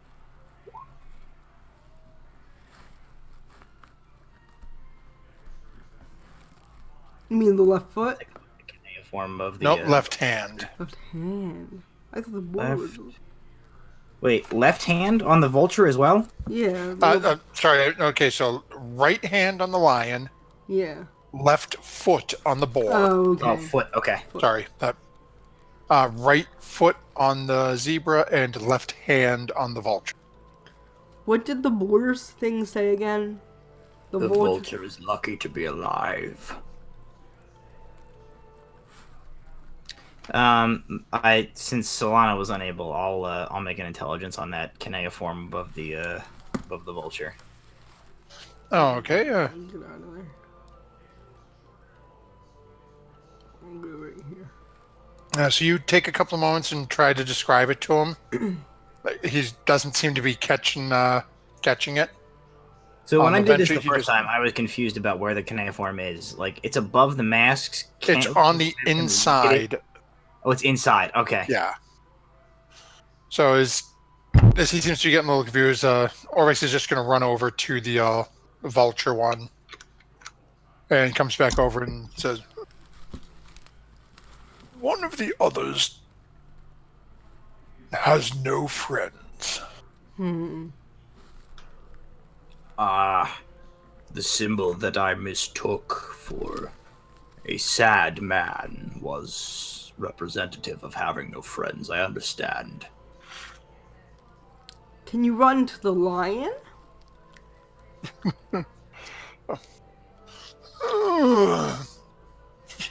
Yeah. Jonas that's takes what off I and thought. then comes back into the group of you.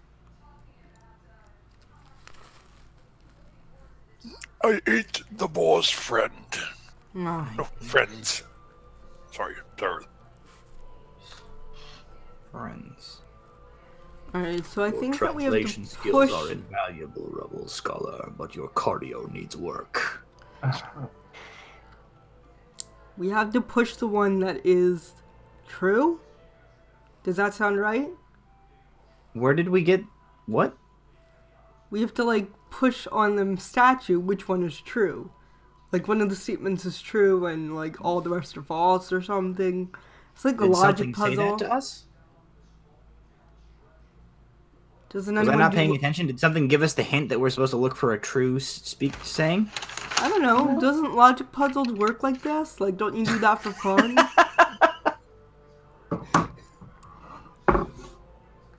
I do logic puzzles for fun. Doesn't necessarily have to be one true and one false.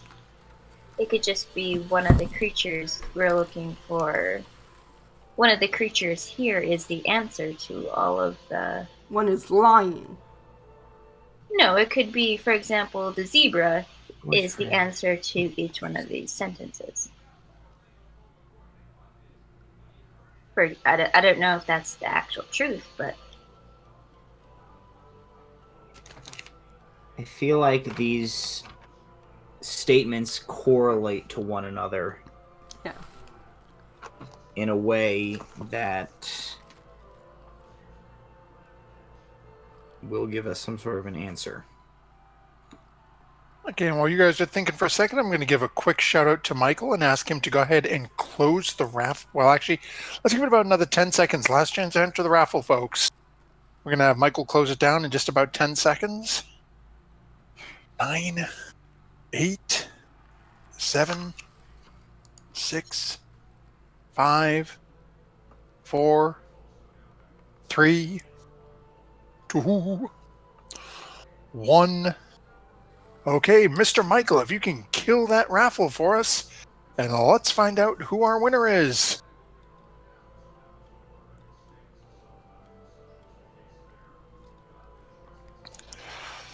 As our party is looking at trying to see what they're coming up with on this intriguing puzzle within. And Eric Blish has won the raffle. Eric, are you in chat still? Please be here with us.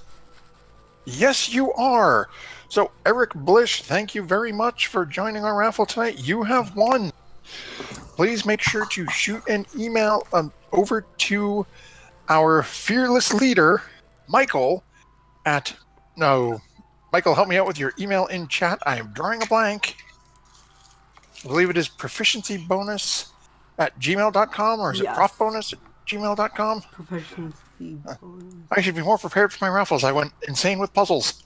Yeah, this. Eric has won the raffle. Oh. There's a handful of dry pasta and glitter. Hey, so guess what? You're going to get a handful of dried pasta and glitter, too. Yeah, you've won our raffle for a handful of dry pasta. Nice. It will be thrown with you with great vigor by Tuala. We talked to whoever's going to ship this item to him and put a handful of dry pasta and glitter into the package, Yes. because I feel like we should. I feel like that's a good idea to be consistent with tonight at least. I lost my hat during the ruckus of this. Alright. So, Okay, I you guys definitely are- figured something, or I had a thought before this nonsense went off, and then I forgot it because I was too busy throwing glitter. Oh, let me ask everyone, go ahead and make a perception check for me I as you think guys the- are sort of looking at the round. Oh, what'd you say? I think the lion has no friends. The zebra. I don't know, wanted that's to- the Zebra only one. had a friend, but he died.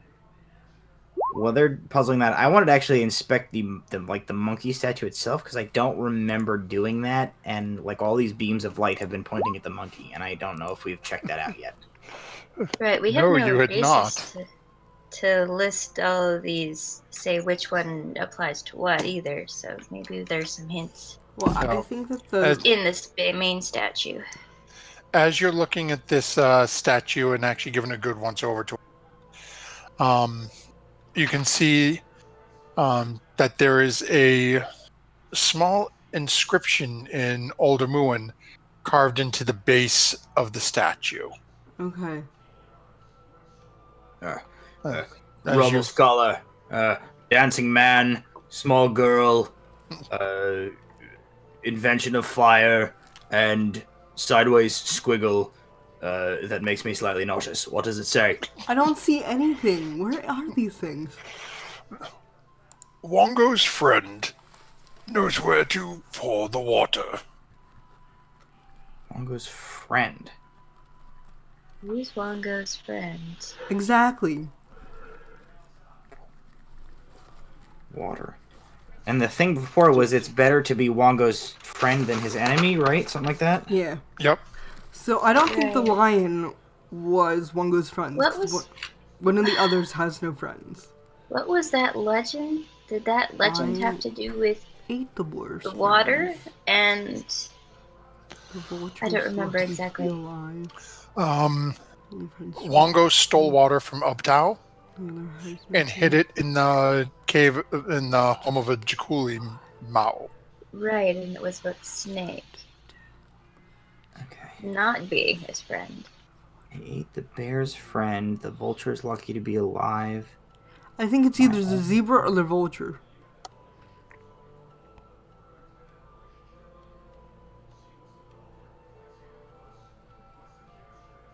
I think it's the vulture. Why? Because if one of the others has no friends, that's the lion. Because because the others say that they have friends. Except for the boar.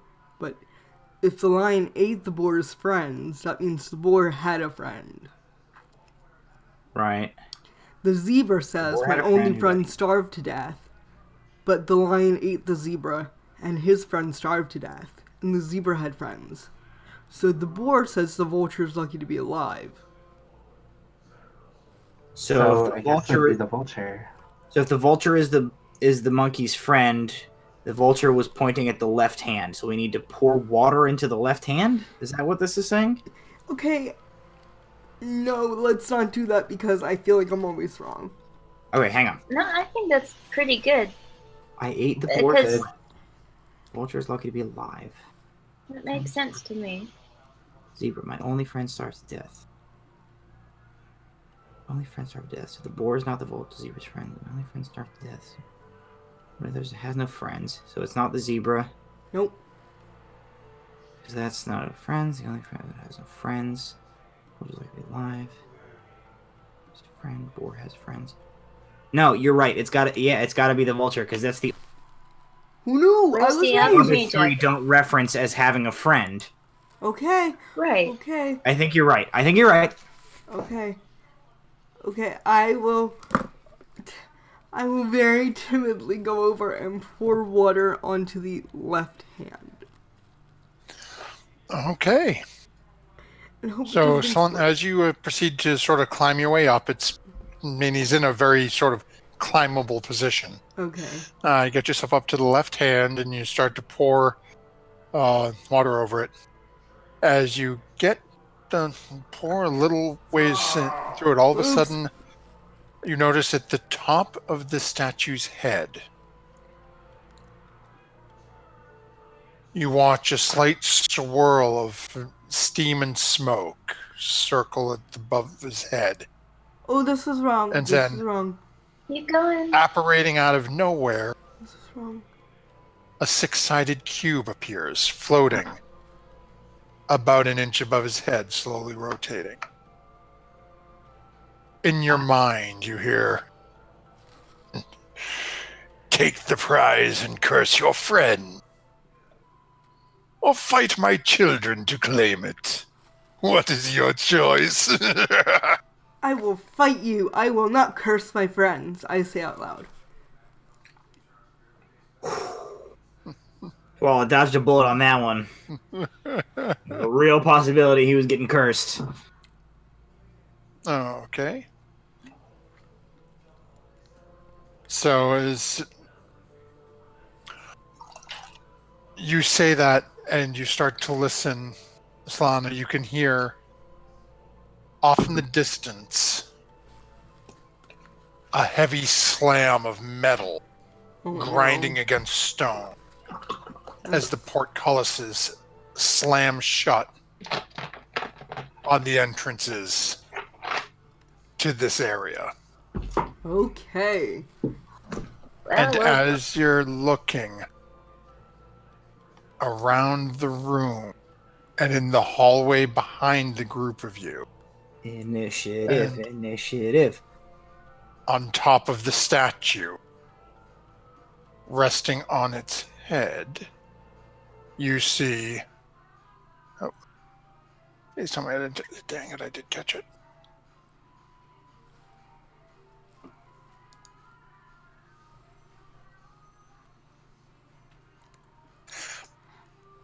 Ooh. Four of Suspense. these two monkeys appear. Monsters. Ooh. And with that, I need you to all go ahead and click on your tokens. Oh and yeah, initiative. 2 hours since I stabbed anybody. Let's do it. And All right, not Ooh. great in general. Yeah. Oh crap, I wasn't on my token. Hang on. huh? That's Really? weird. Did I not bring? Gorang it. There we go. Thus a moment, folks. Apparently, my Sue monkeys have gone missing. I don't know why I called them Sue monkeys or Sue monsters, but whatever. Seem different.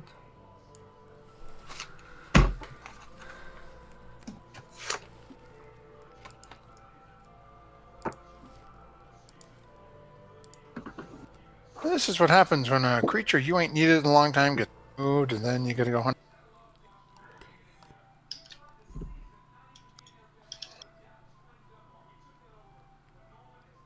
Really?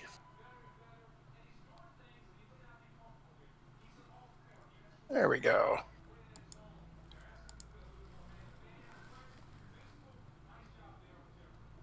Okay, let's try this again.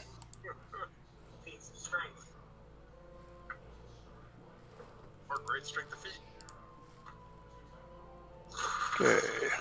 Initiative. Hey, now it's working. There we go. There we go.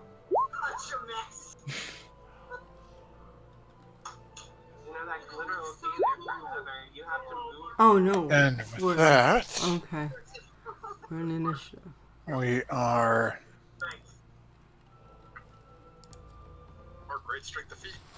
jumping right into here. And Orvis, because you are friendly, you go up there, and actually Gordon will put you above Orvix, and yeah, everybody else sort of falls in. Okay, Twala, so we start out with you. Oh, let's do it. All right. You've got two on the sides of the room in the back a little ways, about 5 feet up. The one in the middle is literally on the top of the statue up by the cube. And then there is one down the hallway behind you, okay. blocking your withdrawal. Ah. Okay. I want to see if I can do some shenanigans with my helmet, but not without sacrificing greater stuff. I would like to.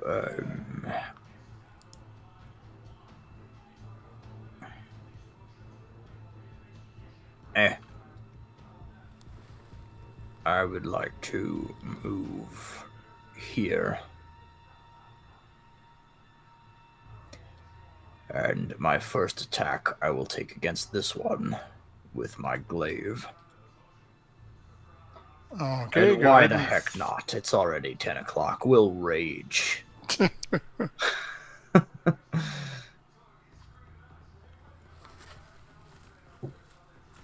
Alright, so there's an attack. Oh, yeah, that'll hit. Oh, buddy. Okay, so there's that. I don't know why that 2 got added. What is that 2? Because when it rolls potentially at advantage, so you crit on the second roll. So I see. Yes, Okay, that's so 7 there's for 7 first. plus the plus 2 lightning damage, plus an additional 2 rage damage. Okay. So it's 11 damage for the first hit. Before I do anything else, is that guy? Oh no, it's still alive and with us. Okay. It's looking a little messed up, but it's still breathing. Can I reach this one? Yeah, because you've got a 10-foot reach. Yeah, you'll be okay. My second let attack me is just- against the one upon the statue. Oh yeah, that'll definitely hit as well. Suck it. 1 on perception bonus before. 6 plus 2 slashing damage. And I will, as I stab the first one, overhand the glaive back onto the second one. And with the glaive still pointed in that direction, thrust the haft of it back into the first one I hit, making a bonus action glaive haft attack against this one. You wouldn't have your bonus action. Oh, because I raged. Yeah, you're right. Okay, so I'm done. Okay, so that'll bring us to Quen. Ooh, Quen, you've just seen Twala go charging off slightly to the right to deal with a couple over there. You've got the ones in front of you, and there's one right behind you as well. I'm gonna activate my spell Singer aura, and I'm gonna charge towards the one in front of me in the hallway. And first, I'm gonna green flame blade it. Okay, so that will hit. Okay. Okay, so it definitely did not enjoy that, but it. And then I'm gonna knife it with the bookmark. Just Okay, so that'll hit as well. So go ahead and roll your damage. Ooh. Okay, it is definitely looking messed up, and it's looking right in your face, but it is still on its feet. Take that. And that's Anything else you're doing? Mm-mm. Okay, so that will bring us over to Orvix here, who is going to. Let's see. Rebel Scholar, if you die, I will kill you. And I will revive you. Okay. So that I can kill you again! Don't die! He is actually going to loop around past Solana and Tuat to get over next to this one. And is going to take... Let's see here. Take a couple of shots with his hand axe he has from... whatchamacallit? From Tuala. And... Okay, so we're just going to go...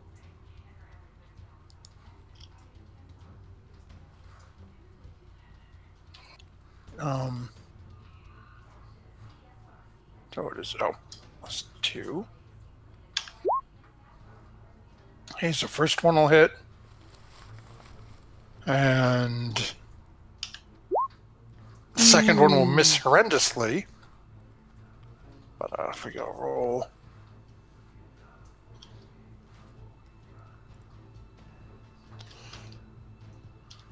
Oh. Let's see if I can do it this way. Okay. So he does a little bit of damage to it with his first attack as he seems to carve into it with the hatchet. Does a little bit of damage, but it is still on its feet and now looking sort of frantically back and forth between him and Tuala.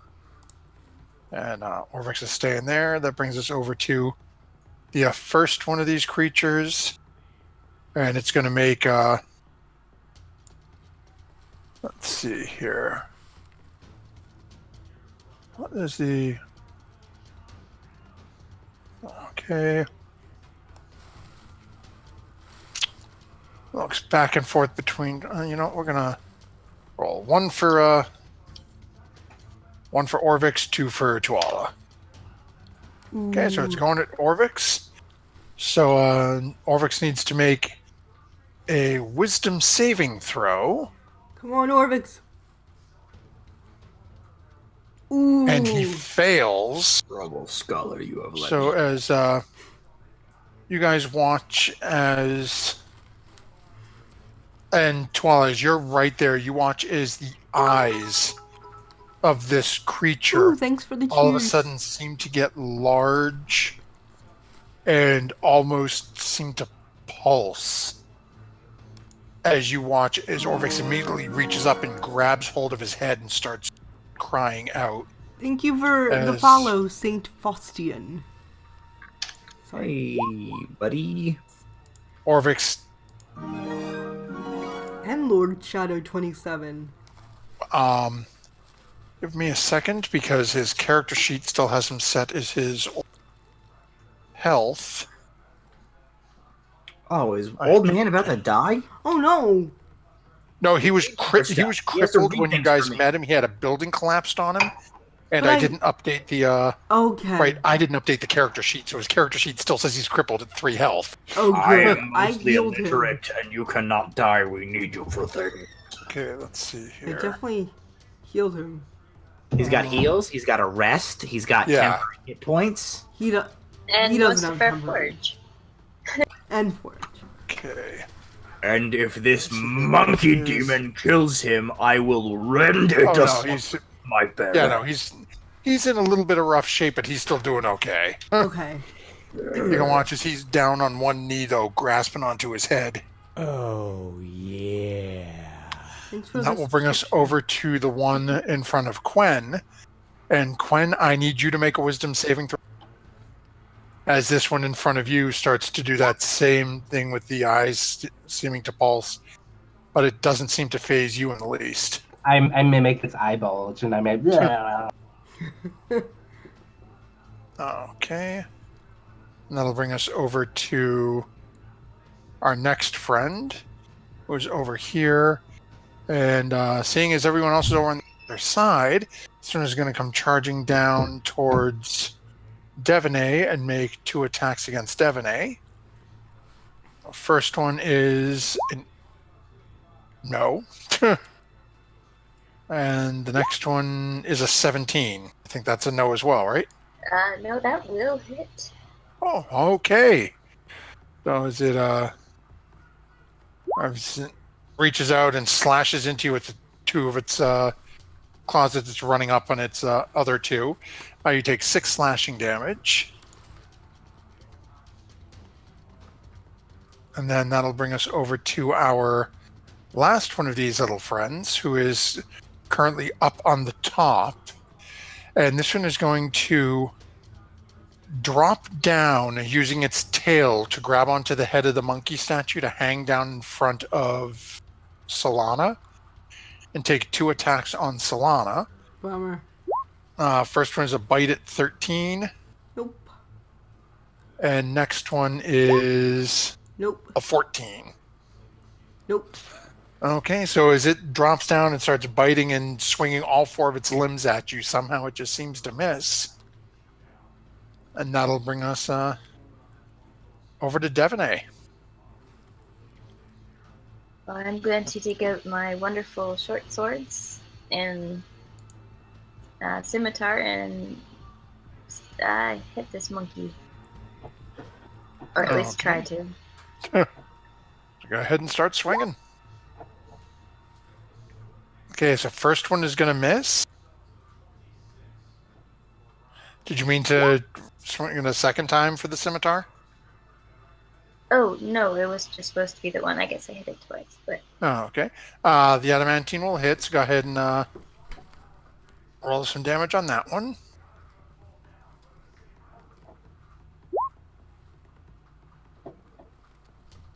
Very nice.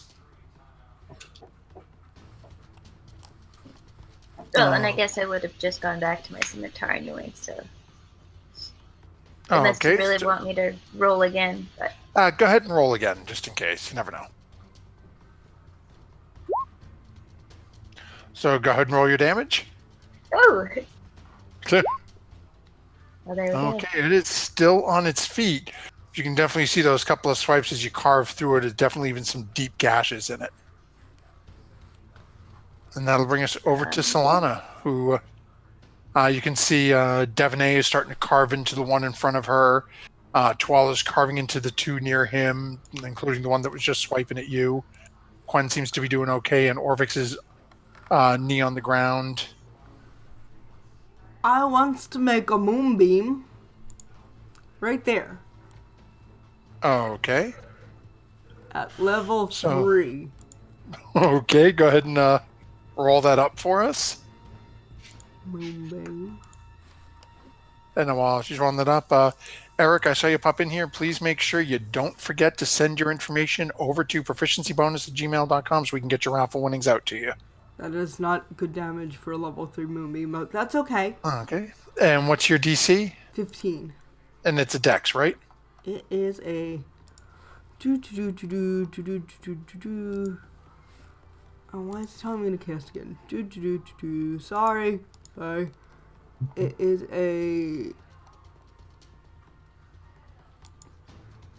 Why don't con. Oh, con, wow. Okay, and you said it's a 15? Yes. Okay, so we got two of them to make it. First one fails. Second one Nice. fails. So that is 14 on each. Let's see here. They both die. Who knew?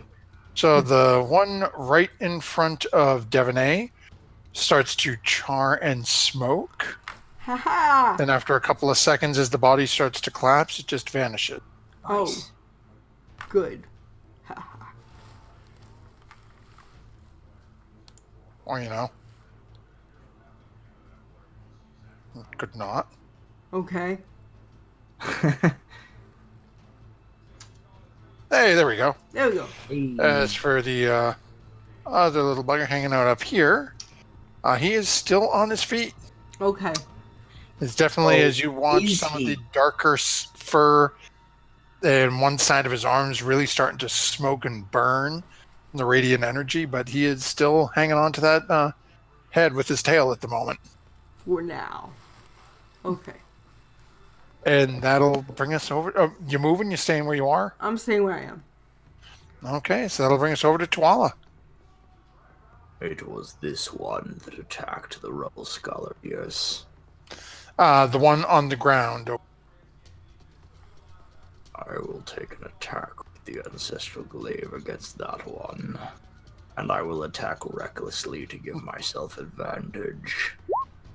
Okay, then Not that I freaking needed it anytime. okay, so go Dang. ahead and roll some damage. I did roll the wrong version of that attack, so I'm just gonna hit that again. Oh, cool! It's 20. Sure. And There's then the that one. So 12 plus 2, so 14 slashing damage. Okay, Nice. so as you Oh, carve plus, through that, I guess, that one. theoretically plus some lightning damage, but I feel like it doesn't matter. Plus Yeah, 5 lightning damage. you carve through that one, and again, much like as you bring the glaive down through it, you can feel the lightning pulsing through it as it just carves through the center of the body, and you watch as it almost starts to split, as it then just fades into smoke. I- Vanishes. You will not touch Rebel Scholar. We need him for things.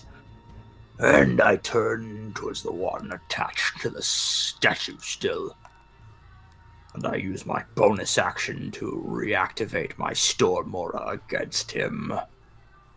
Which I may or may not have forgotten to do when I raged. But he must make a dexterity saving throw or take 4 lightning damage. Okay. The difficulty check is doesn't matter. So is it half damage for that? if you yeah, it make is half damage. Okay. It'll take 2 So- lightning. You watch as the lightning courses through it. It is burning from the radiant from the moonbeam. It's now got arcs of lightning dancing across it, but it is hanging on barely. And, as I turn my attention towards it, and the lightning strikes it, and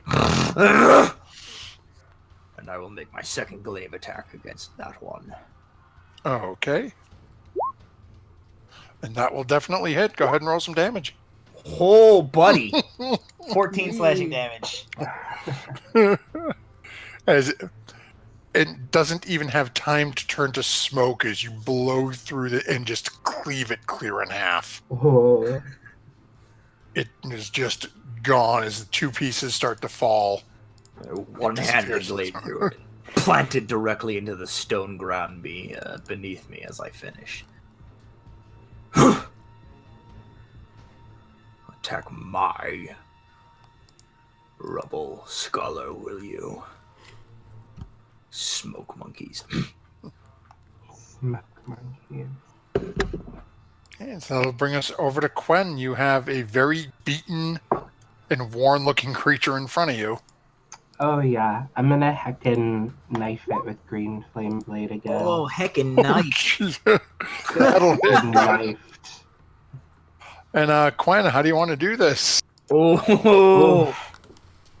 I want to just like very quickly and silently just like slice right into it and just let the flames just burn it up before it can turn into smoke again.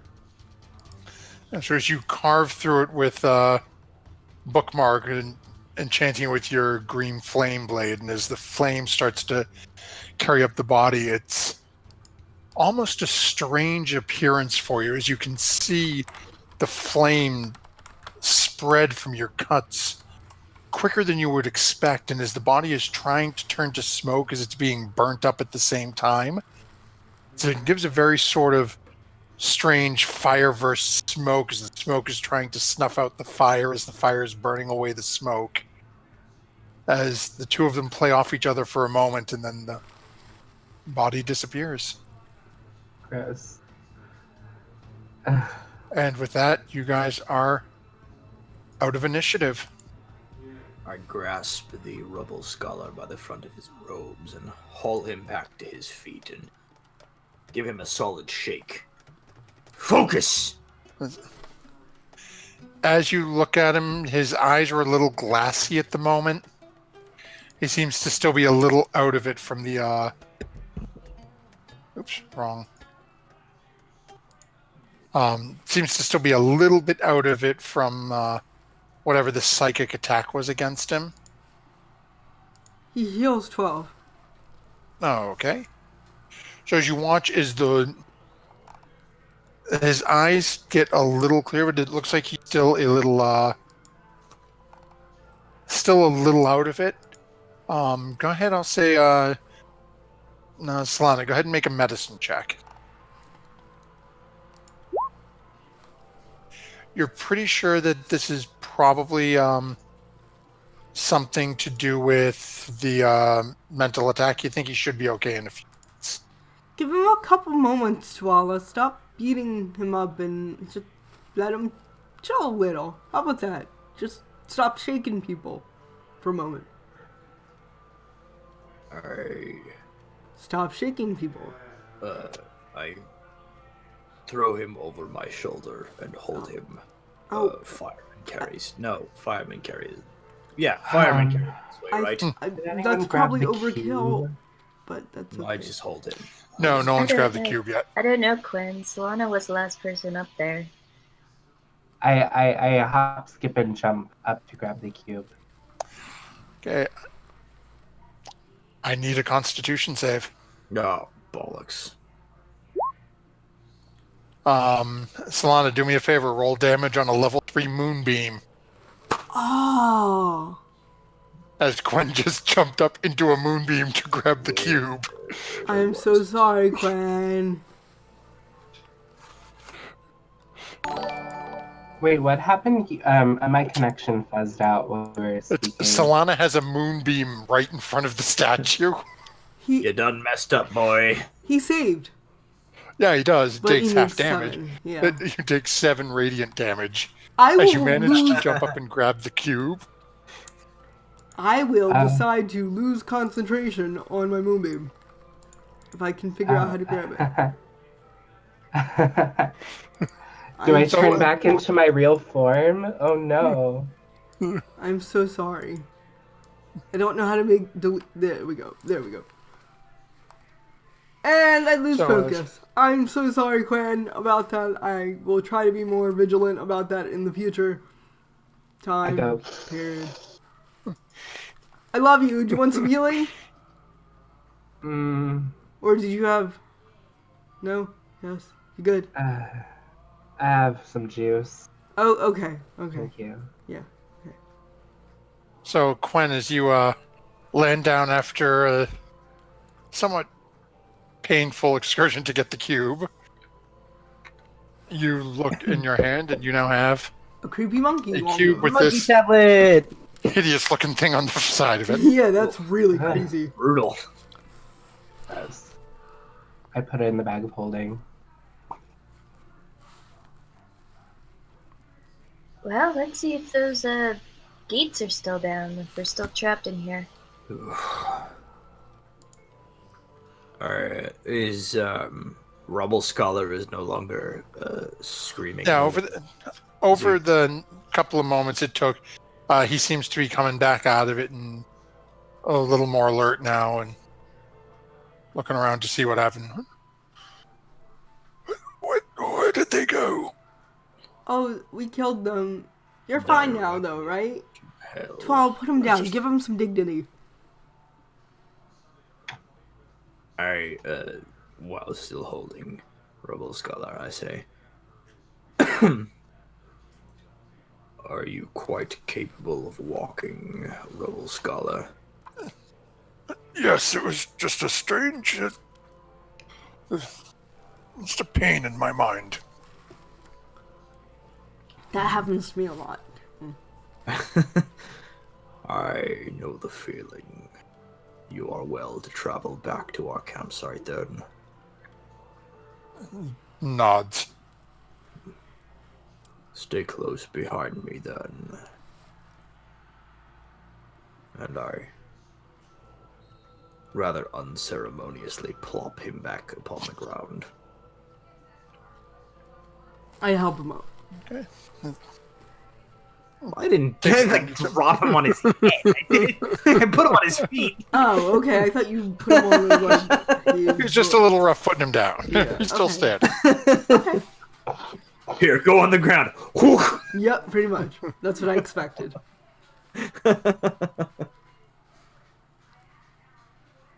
Okay. Okay, do me a favor. Let's see who's going to do this for him. Give me a second. Well, do you want the roll to be failed? Because if so, I'll roll it. Okay, do me a favor. Devaney and Quen, each roll me 1d6. Ooh. Okay. That's really good or really bad? Oh, just a Just a thing that he has. just a thing. Okay.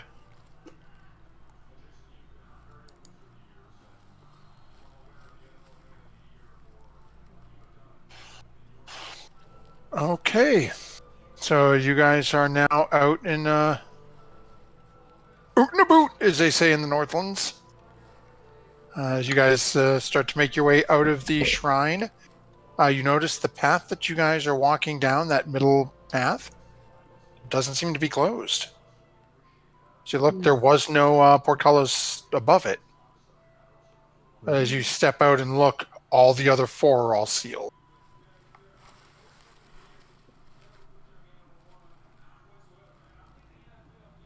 Well, that was harrowing, I suppose. Should we press on towards another temples, or perhaps not continue to press our luck and rest for the day? Start again tomorrow. What time is kind of that? day? Yeah. At this point, it's probably like early afternoon, shortly after lunchtime. No. Gosh, we have Maybe the we whole could day take a and I'm short ready rest. to go. Yeah, it hasn't been taking you guys long to get through these.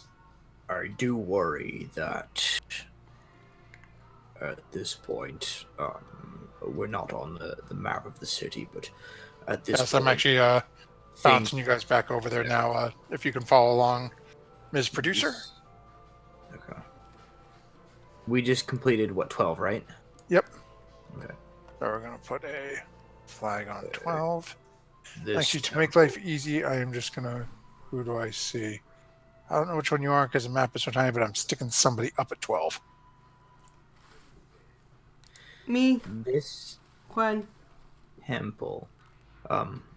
this temple was the last temple that was located in an area which we have already explored. Perhaps it is best that we wait until the morning. We've had an opportunity to rest, specifically our more aged. I look how this shrine looks here in the water, and it's pretty close. I think Tuel is right. We should try in the morning, as we have yet to explore that area. Indeed, I worry about pressing into an area that performed reconnaissance on without attempting it fresh. I know spells have been... You're too cautious. Come on, let's go. What, are you scared? No, I think Tuel was right. I Even am... with the temple down way to the south, it's still a little We have not been undiscovered. there yet. Our translator, the scholar, has proven invaluable so far in deciphering the... What is it? Cruciform? Is that the word, right? the cruciform Cuneiform. clues at each of these temples. Without him, we would be simply attempting them by blind trial. Well, Quen has the cipher, so technically we could use Quen. Yeah, It would I take can us decipher. quite a longer time, with more margin for error. Well, I could fine-tune this cipher here, make it a little easier to read, and I can make copies for us all. Well, yeah, why don't we go back to camp and That'd be sweet. you can make up some copies and talk to him and maybe Yes, clear up some words you don't understand. perhaps Rebel Scholar can spend a bit of time giving us all some pointers with the cipher that we have found, lest we find ourselves in a situation needing to translate a critical piece of information and access to the others of our party.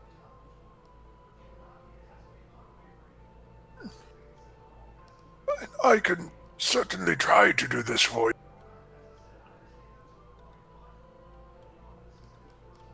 you.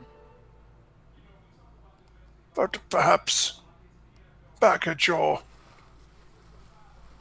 camp location would be better than sitting out in front of this shrine. Indeed. Here is not the Okay. place for it. So let's make our way back to home base. Okay, so are you guys trying to stealth or just walking loud and proud, or... I think stealth at this point. Take a little Solana, extra time. if you don't want to burn another spell slot, I can pass without a trace here. Yeah, that'd be great. Okay, I will pass without a trace as my Genasi thing dictates. I don't know where it is, Okay. but it's in there somewhere. Yeah, I think it's meld with earth or move Earthwalk. with tree or something like that. Nope, Yeah. nope, it is merge with stone. Yeah, there you go. Yeah. And boop, there you go. Okay. So I will pass without a trace for all of us. Orvex is killing this. Well, thank Wow. bejesus. God, Yeah, he's good at Okay. this. not my friends. So let's see here. As you guys are starting to make your way back, and we are just going to check one thing. Solana's gonna spend an hour at the temple and try to catch a bunnycorn. Okay, so you're going back over to that shrine? Yes. Okay. And what would the rest of you be doing while Solana's doing that? Proceeding back to our camp. Okay. Solon, if you're gonna be by yourself, that's not really a good idea. I'll just transform him into a bunnycorn too, and they'll never know the difference. Oh, alright. Do you want to vault it just in case? Okay. Quinn is dying. I think someone should help Quinn. Quinn is not dying. I will throw some That was a healing very at Quinn. strict sass finger that I just Yeah. saw. Yeah, that's a good sass finger. So, as the party makes their way back down towards base camp and proceeds to get, the majority of you proceed to head into base camp, with Solana proceeding to wander off towards the shrine where she had seen the bunnicorns. Well, rather, Tuala had seen the bunnicorn, but she had attempted to speak with one down in the rabbit hole. The rest of you be back at base camp. Actually, I'm more of a flying monkey girl now. I think I'll go back to base camp too, actually. I miss my Davy Jones. I'm gonna have to buy another Davy Jones. Or tame another Davy Jones. Oops. Ignore that. Okay. Didn't mean to do that. Huh? I rolled a... Oh, rolled in the stealth check. Hi, doggy. Where'd my doggy go? So, Quinn, what about making those copies to help us out? Oh yeah. It shouldn't take too long.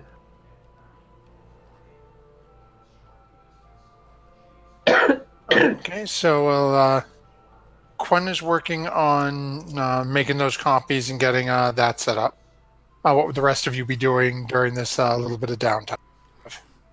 Trying This to is like- contact this is- a flying monkey in my head. It But, doesn't wait, work. you're trying to contact a flying monkey in your head? Yeah, I don't really know what I mean, but that's okay. Just let me have my moment.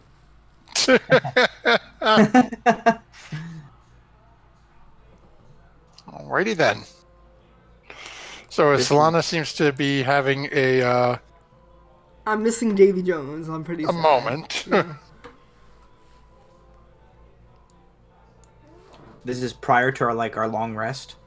Yeah, this is just you've gotten back to your base of operations, so to speak. Okay. Alright, until So we it's probably at this point like mid-afternoon. Okay. Yeah, I'm chilling until we take our long rest to set out tomorrow. Oh, okay.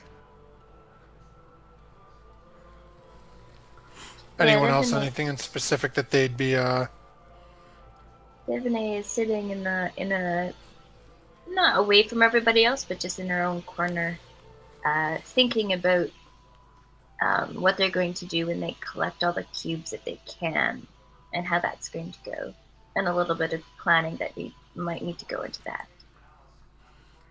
Just starting to think it over in her own mind. Oh, okay. And and actually Quinn's working on the rubbings right now. So it takes about an hour or so goes by. Quinn, you managed to make a somewhat simplified version of the rubbing that you took from the stone. for your 3 party members.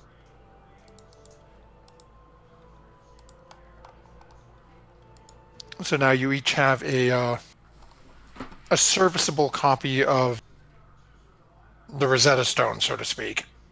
It is slightly simplified, so it will take a couple of moments longer than having either Orvex or Quen do it, but you have enough that you should be able to translate most things. Nice. Cool. Thank you, Quen. It was very generous of you to spend Yeah, your time I hope with they me. work. Yeah. Indeed, this may be the difference between life and death going forward. Wow, that's very dramatic, Tuala. Dramatic it may be, but it makes it no less true. Aren't you the one that said that the vulture looked like a breakfast pastry with 3 squiggly lines coming up? But the rubble... Jesus, what's his name? Robo Scholar? Orvex. Rubble scholar. Rubber Scholar. Oh, there you go. But the rubble scholar understood, did he not? Yeah. I just have a feeling you don't take this language very seriously. Okay. Okay. Okay, got it. Got it. Got it. Stop. Stop.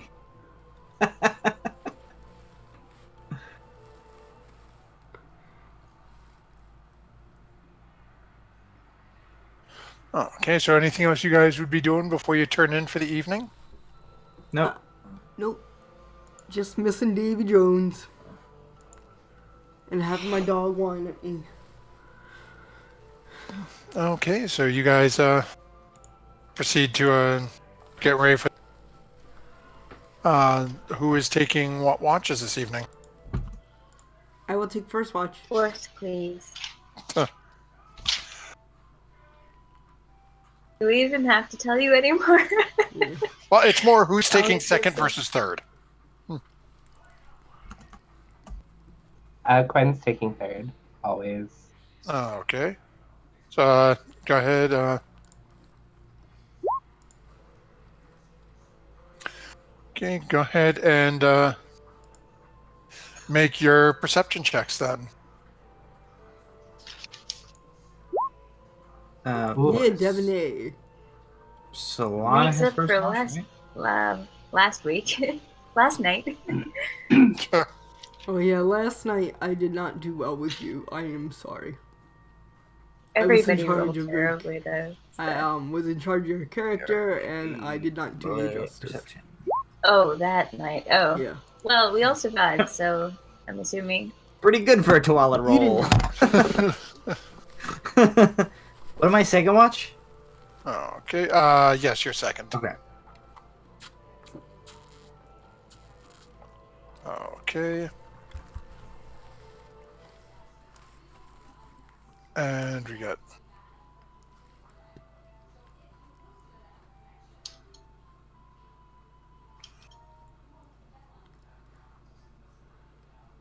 Okay.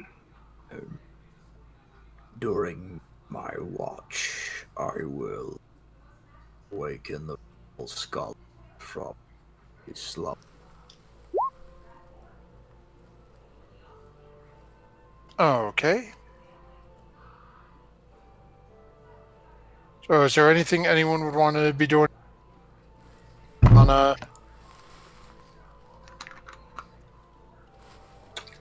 Oh, okay.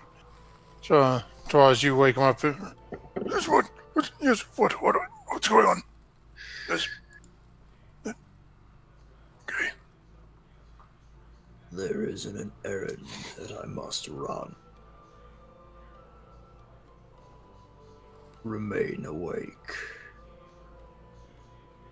Cover my watch.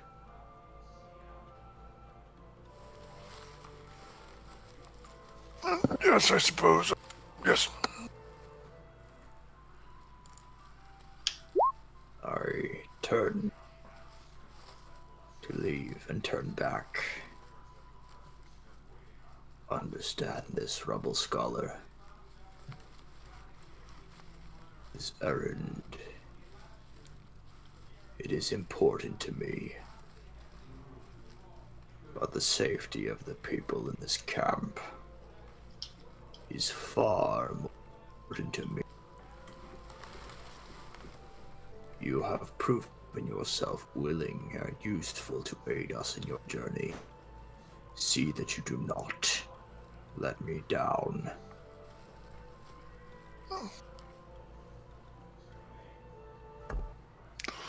He's still sort of getting the sleep out of his head and whatnot and roll. Seems to be getting on picking up the hand axe.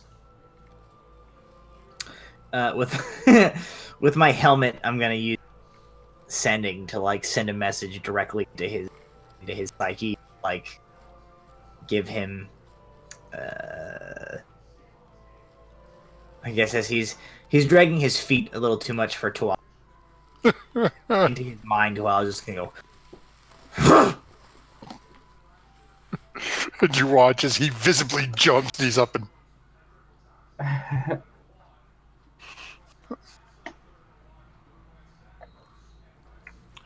and in your mind, after a couple of seconds, you go, "No, just up. I'm up."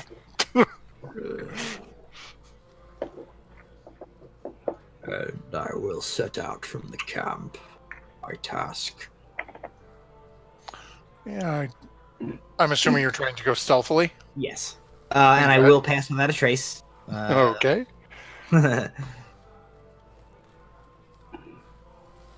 So go ahead and make a stealth check for me. Oh, doesn't matter. 32.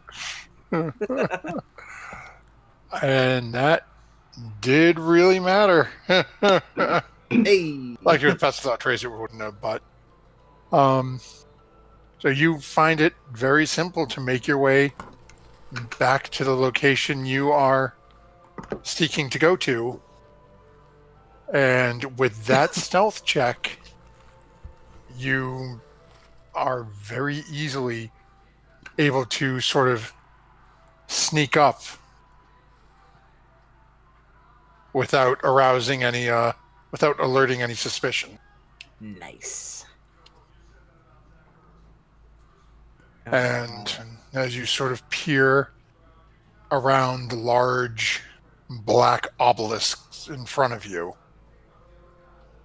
off to the right-hand side, about 8 or 9 feet away, facing away from you, it's sitting there ripe for the taking.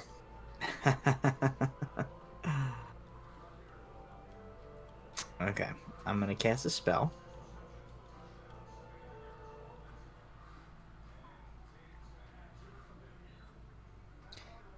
How am I doing this? How does my character sheet work? Here it is. Okay. I can do Magnets, that. how do they work? Oh, okay. There it is. And I say, Creature, Who are you? do not be alarmed. I am here to protect you. I don't see you. Where are you? Who are you? Worry This is not. my home. Indeed it is. Do I understand that the most important thing to you is the safety of your physical being? There are kobolds. Indeed, there are kobolds. And kobolds know how to dig into the burrows of small creatures, do they not?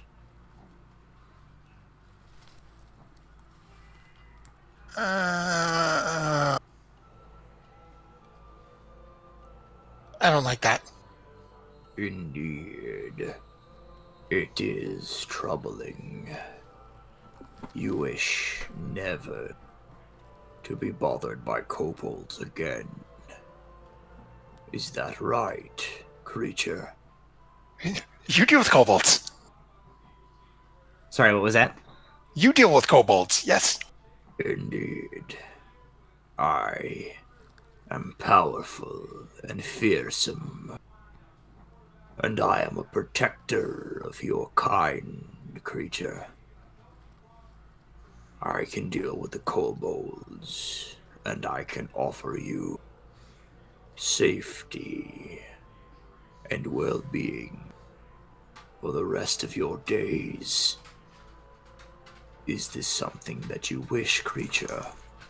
To never have to worry about the kobolds again?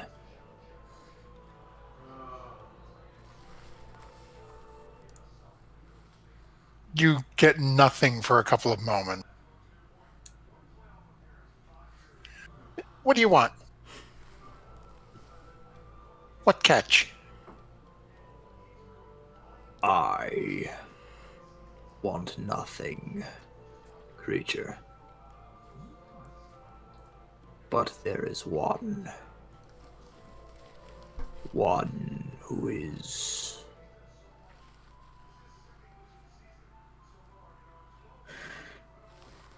and this will remain between you and I. One who is very important to me. This individual wishes nothing more than to travel and to keep safe of your kind. The catch, conveniently enough for you, is that another means enough to me that I wish to bring you to her, to fulfill her desire, to keep you safe and happy and protected from kobolds and manner of predators the rest of your days. I want nothing of you. One of whom I speak wants only to give you affection, and for you to return that affection in turn.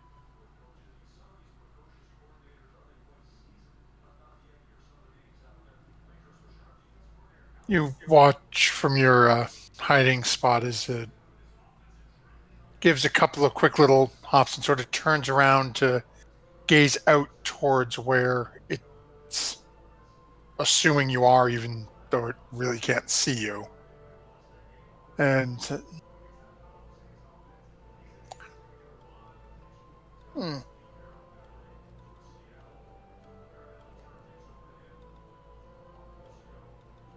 maybe a good point. And as you can see it sort of hemming and hawing as you've been done. Go ahead and make either a a persuasion or an animal handling check with advantage. Oh, buddy. All right, Tuala dice. This is not the time. So a persuasion Or animal handling, yeah. That makes some difference. Okay. 15.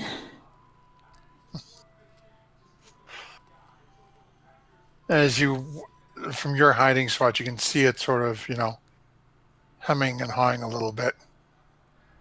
And it takes a couple little hops over in front of the doors of the shrine, which are still pushed open.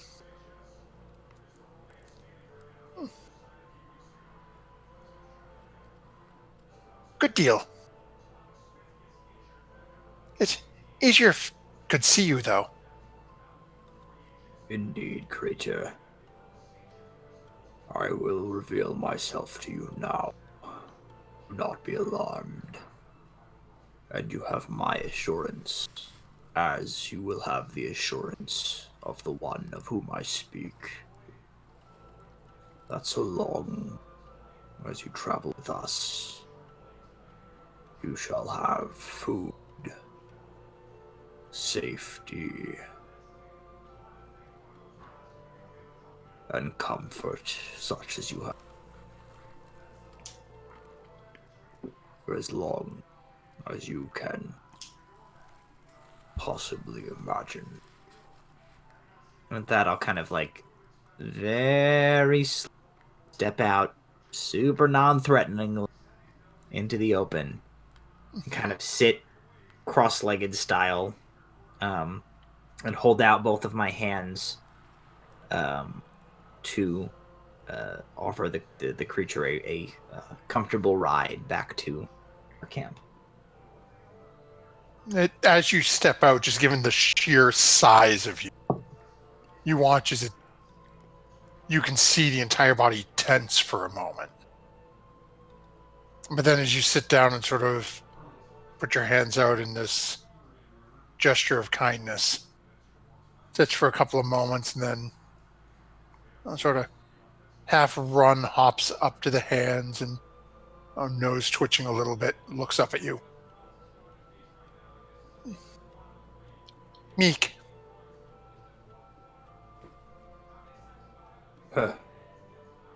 To Allah.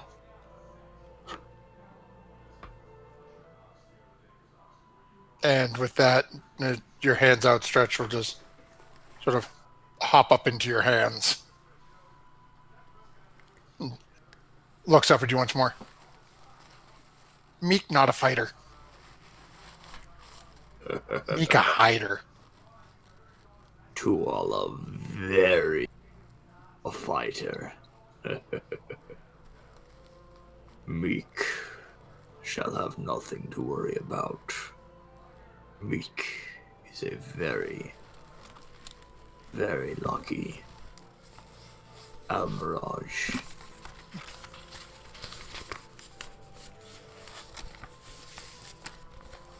And with that, it gives a little bit of a nod and just sort of sits there looking at you somewhat expectantly. I will scoop it up and begin to bring it back to our camp.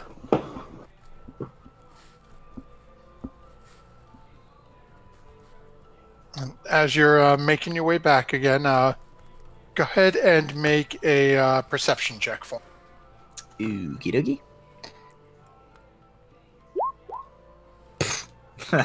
It's par for the course. It seems to be a very quiet night on your way back home. Alrighty. You make your way back. Don't seem to have any problems on your way back to camp. Anything else you'd be... well, as you come back, you find Orvix in the camp doing almost force marches. Hand axe up at the side at the ready, marching back and forth, standing as straight as he can. Almirage under one arm, I place a hand on his shoulder, and I say, "Well done, Rebel Scholar. Well done. Rest now. I shall finish my watch and awaken the fanciful one. Know the whimsical one. Upon the end, you have done well. Thank you." Least I can do. It's been an interesting few days. Indeed. With that, he goes back over and lays down. The rest of your watch seems to go by rather quickly.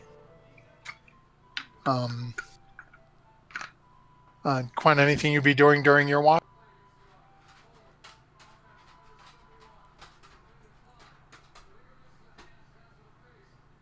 Quinn, I think you're muted. Yeah, so I guess just fine-tuning my Omuan little Rubik's Cube cipher thing. I want to get really good at learning Omuan. Oh, okay. Go ahead and let's say make an intelligence check. Okay. You spend a little while during your... you manage to... You think you're starting to get the basics a little better. You think spending a little more time with Orvix and looking at your cipher, you should have a pretty good grasp of it within the next couple of days. You won't be fluent, but at least you'll be able to pick out the characters on the writings a little better. Mm-hmm. Good. This is acceptable. And then as your watch proceeds to come to a close and comes time to wake Devaney. Devaney, anything you'd be doing? I shake her awake a little bit and I say, Devaney, it's time for your watch. It's kind of warm out there, but you probably won't have any issue keeping cool. I still feel warm, Quan. It's the cold that I don't have problems with.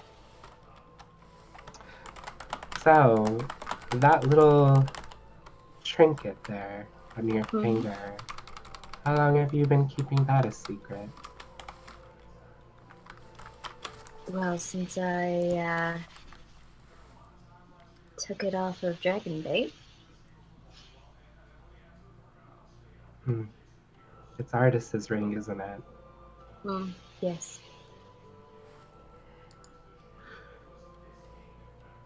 It gives me a bad feeling. I feel that there's something more there than what we know it to be. And I can't really run away to go and do research. But maybe we can learn how to deal with that once we're done with this. Well, it's definitely a very dangerous object, and I've made arrangements with Tuala if the worst should come to worse, but perhaps you should know as well that every once in a while it tries to convince me to kill you guys. And so far I've been able to, keep it in the back of my mind. And but one day, hopefully far, far away from now, it's gonna get to me. And I want you to know if I do go crazy and try to kill you or anybody else in the group, you have my permission to fight back. It'll be the hardest fight I will ever have to make. But I promise you, I will keep you in check. Please do. I did not put this on just for the power. I put this on to help. Well, And it wasn't an easy decision. I know. You're not hasty. I give Devaney a hug, and I say that I trust her. And I say, I'm going back to bed, bye! And so Devaney is going to get up and do her watch, and just wait, as this is now the time that the ring usually tries to get her to do something bad. To just sort of be on edge and wait for that to happen as well. So as you're going through your watch this evening, you notice that there seems to be movement in Tuala's tent.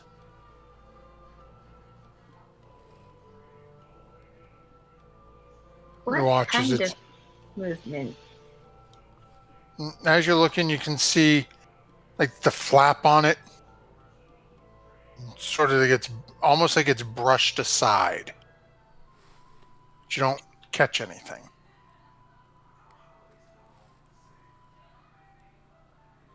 Well, definitely is curious. She's gonna go over and knock, I guess, if possible. Hello, Tuala. Is everything okay in there? You don't seem to get an immediate response. You would assume, given his lack of response, he's probably unconscious. Not in a dead way, just like asleep. Yeah, song would. Well, I'm going to slowly open the flap as I don't want to intrude, but maybe something strange is going on. You never know.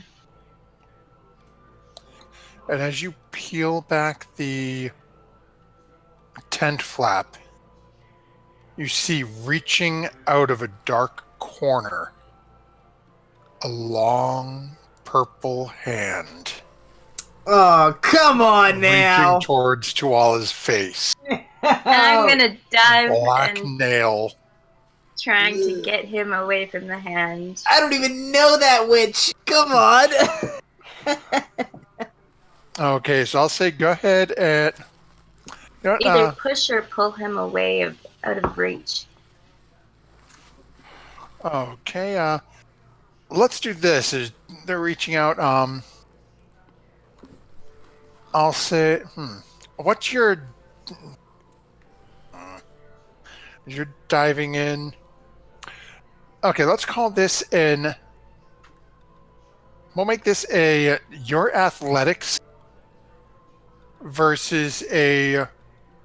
I'm going to call this a sleight of hand for this individual, as they're trying to reach out and grab as you are trying to basically just tackle him out of the way. Yeah, pretty much. So it'll be just straight versus. Someone has the D20. Oh, And the wow. Tuala dice have cursed the hag. Yeah, to all the dice! As you come diving in and slant Tuala, you are startled awake as literally Devaney has broadside tackled you. And as the both of you watch, the arm that was reaching out of the darkness is you both turn and look. Now that you're away from the firelight, Devaney, you and Tuala are looking around, you can see a mottled, dark purplish blue skinned woman with long black braided sort of almost dreaded hair and a couple of horns growing off the top of her head as she glares back at the two of you. And Devaney looking directly at you. Did you take my hair? Give me back my hair. Why can I not see you? Ooh. He must be told. And you watch as her body starts to shimmer. And she vanishes. Good riddance. Say quietly into the night next to Devaney, who is uncomfortably intimately close to Tuala. Oh, sorry, Tuala. having tackled him. Get up. He says into her like shimmering, receding of this entity. Autobot, one you cannot see. Refer about this one creature. Well, settle down. It's gone. I don't know if she like disappeared before I get to make an try and like, No, go ahead and make the taunt check. the night hag. Go ahead and make your roll. Intimidation. All right, 11. Okay. Let's so we'll see. I guess we'll have to find out. Ooh. What? We'll have to see what happens next time she shows her face. I turn away from the receding figure of the creature, the origins of which I am not familiar, towards Devaney here. Inches from my face, bodies entwined in a nearly lover-like fashion. Ooh. And I Oh say, my. "Oh, what? Why are you in my tent?" Hag. I think there was a hag. I don't know. Indeed, I see. Yes, perhaps There was one perhaps after you backed Solana, your which body is... from upon mine. Yes, indeed. Yes, of course. And Devaney, get up and brush yourself off awkwardly.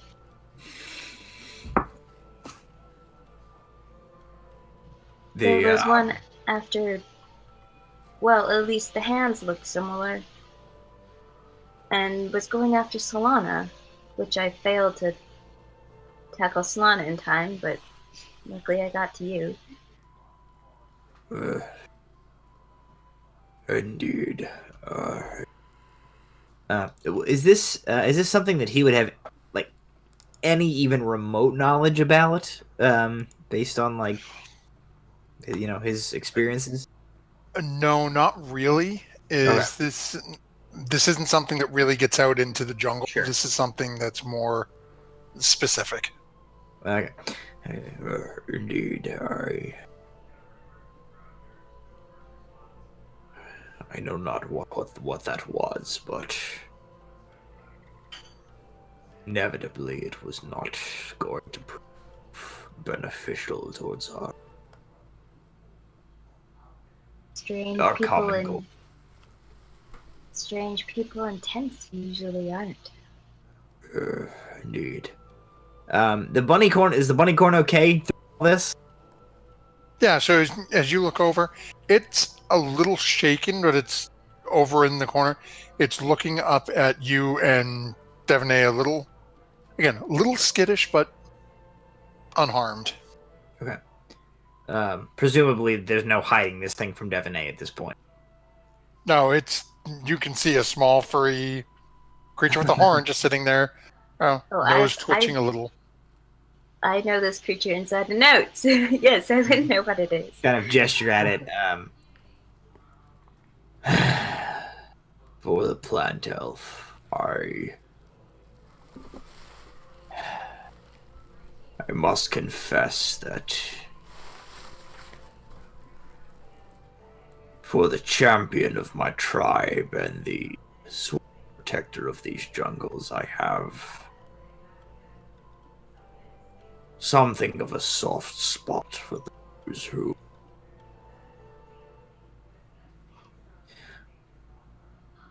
those who seek the affections of innocent and, I gesture at the bunny corn, Almirage. I know this name by now. I gesture at the creature. Those who seek the companionships of creatures as innocent as this. It is a gift for the plant elf. She has suffered greatly.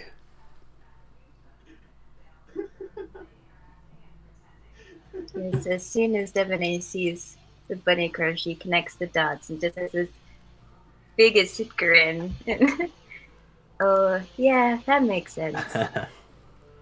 And just keeps smiling at you and then looking towards the Almirage and back at you, Tuala again, and just smiling. You are very thoughtful, aren't you? I hope she enjoys it. Not unless it's become common knowledge. I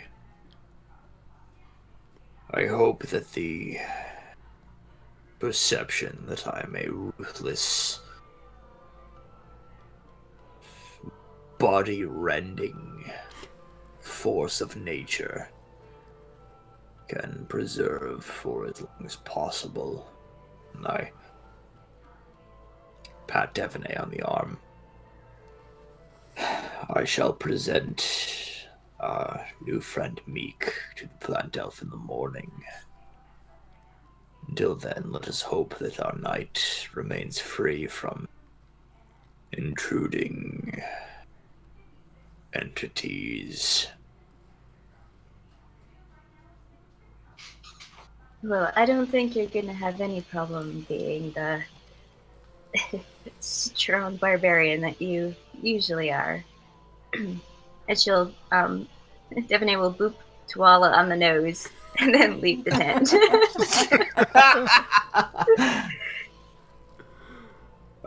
Even through his gray and stony skin complexion, and even in the quite dim light of the evening, Koala deeply blushes at the gesture, but says nothing. And Devaney, as you make your way out and start to, well, I should say, start to finish your watch, as you start to feel the sun creeping over the far western reach, once more you feel that familiar presence pressing into the back of your mind. Such a piddling little creature it is. Just one step and you could crush it. Destroy their souls. It would be so delicious. You could destroy 2 of them with one action. And the joy it would bring to you. I need you to make a wisdom saving throw for me. And I would like to use my nat 20 once again this week. Oh my god! To avoid stepping on small creatures and killing them. Yes. As I tell the voice in my mind, no, I will enjoy watching small creatures run around and give joy to other people as well. And once more, as the voice starts to sort of recede back, and you can feel the chill pulling away from the base of your skull and back down your arm into the ring. You will not stave me off for long. You will be mine. You are not as strong as he was. Quiet. And with that, as the sun starts to rise, and as your party begins to come to consciousness, that's where we'll call an end to tonight's session. To pick up next week to see what tomorrow brings and what new adventures await our party. Yay! Things Yay, we 15. go through to give Solana a god dang bunny corn, I'll tell ya. That DC was literally a 15. Oh. Oh. So excited, so excited. Heart can't take it. Thank you, everyone, for hanging out Thank with you us. for the bits, I know he's Victoria. already gone because it was running a little late and he wanted to go to bed. Big congratulations to Eric Bush, who won our raffle this evening. He's getting a set of dice bar dice and a new copy of Guildmaster's Guide to Ravnica. So look out for those. Those will be getting shipped out for you. Hopefully the end of this week. If I run a little late, just in case you're watching this on vodcast, I apologize. As I mentioned before, I'm in the process of moving to another state. So I will be getting that sent out, though. Worst case scenario, I'll say in the next week and a half to 2 weeks. Hopefully it'll be this week, though, depending on depending on how bad the moving and packing goes. The rest of the packing. Don't forget, follow along with us the rest of the week. Wednesdays, we have our Hell or High Water Deep campaign. I believe this week is their last one-shot. I think they're back to regularly scheduled next week, if I remember correctly. Don't quote me on that one. Thursday night, we have Delve and Dash and Mystic Hour. Friday night, Storm King's Thunder. Saturday night, Insight Check. Sunday night, we have Curse of Strahd with basically everything to the left of my face. We have Dungeon Master Sarah. We have Devaney over there playing. Well, watch the stream and find out. It shocked the hell out of me, and I find it very amusing. So thank you very much for hanging out with us. Oh, and I'm sorry, I was just corrected by V Brown in TwitchNet. Lip is running the one shot this week, so they are still one more. And they said we might see some surprises, so make sure you tune in. Them people are crazy. And I say that with much love. I love these people, but they are nuts.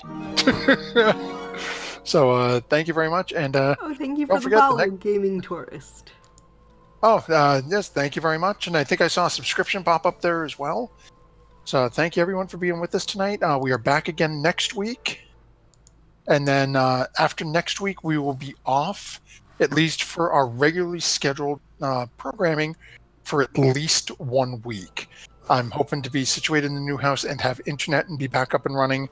Well, actually, that's day before Christmas, so I don't know what the heck everyone's schedule looks like then. So we may be off for actually a couple of weeks, but we'll see what everyone's doing. Worst case scenario, we'll have some one-shots and some crazy stuff going on if it's not a regularly scheduled programming. And with that, never forget is your... Nat 20.